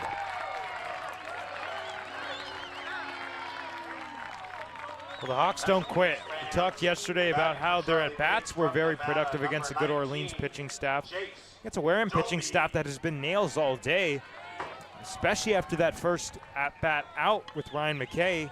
Very impressive to see Camacho Works hit by pitch, then an unbelievable single off the plate that LaChance deposits for a base knock, and then the walk. Jace Doby pinch hitting for Charlie Bates. Bates was 0 for 3. All 3 of those ground outs. And now meeting of the minds on the mound for Wareham. Just a quick check on the Commodores. That ball game going into the bottom of the 9th as well. The Commodores with a chance to win it. All Falmouth needs is 1 run and then hope that this Hyannis team can't pull out a win, and the Commodores will be going to the postseason. If that game were to end in a tie, then things would get real dicey, especially if Hyannis were to lose. Cotuit would be the team to miss out. So both of those teams really fighting right now to get a win. And Pluta is going to stay on the mound for Wareham.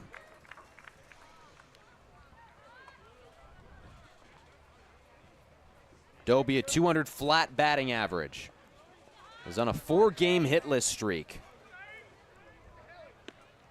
But he's drawn a walk in 3 of his last 4. Finds a way to get on base, even if that bat isn't working. Pluta goes right to work. And that's exactly what he needs after the brief visit, a first pitch strike. They will gladly exchange a run for a sac fly to get another out, but they're looking for that double play ball.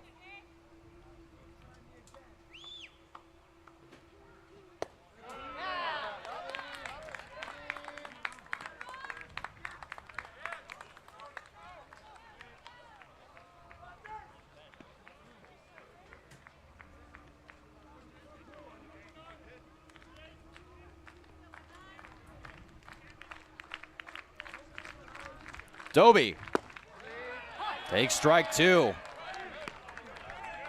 Good pitch, crossed up the right-hander.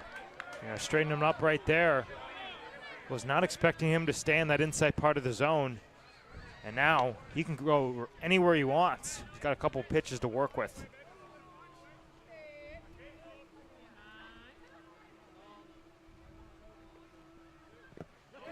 Sorted swing.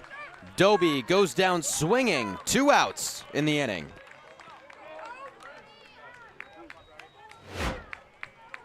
The catcher from Arizona State, number 32, Brody Briggs.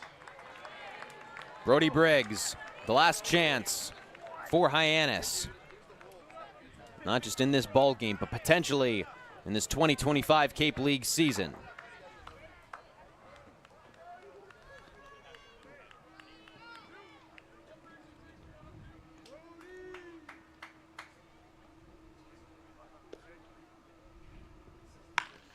Briggs ropes one, but it goes foul. Jumping on the first pitch, Hyannis hitting over 390 on first pitches of at-bats, and why not? He fills it up with a fastball over the plate. Briggs just looking to straighten that one out, but he got good wood on it. Briggs has been a day one guy with the Hyannis Harbor Hawks, only playing in his 21st ball game, but he has been here since the beginning. 0 for 2 tonight with a walk and a strikeout.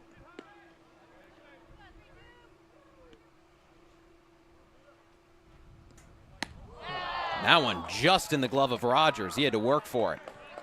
He's lucky Rogers is able to get up so quickly. That could have spelled a run for the Harbor Hawks.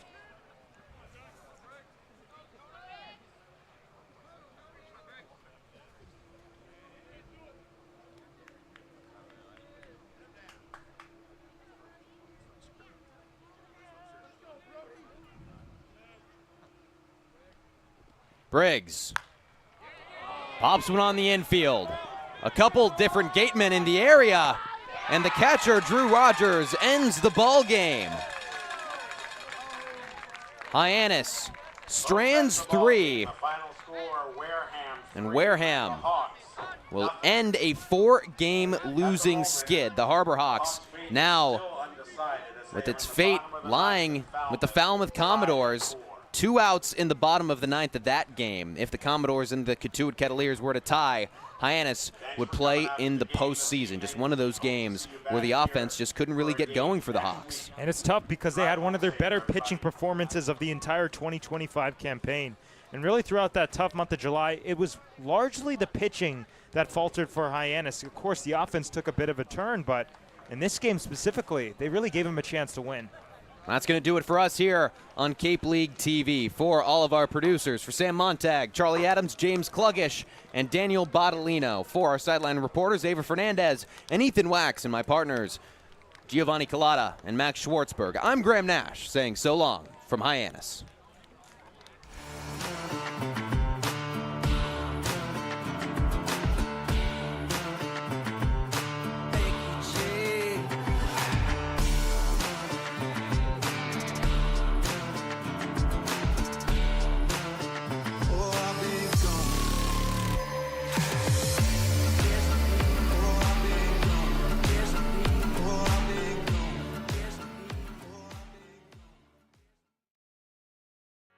Here at the Mass State Lottery, we're known for our monster wins.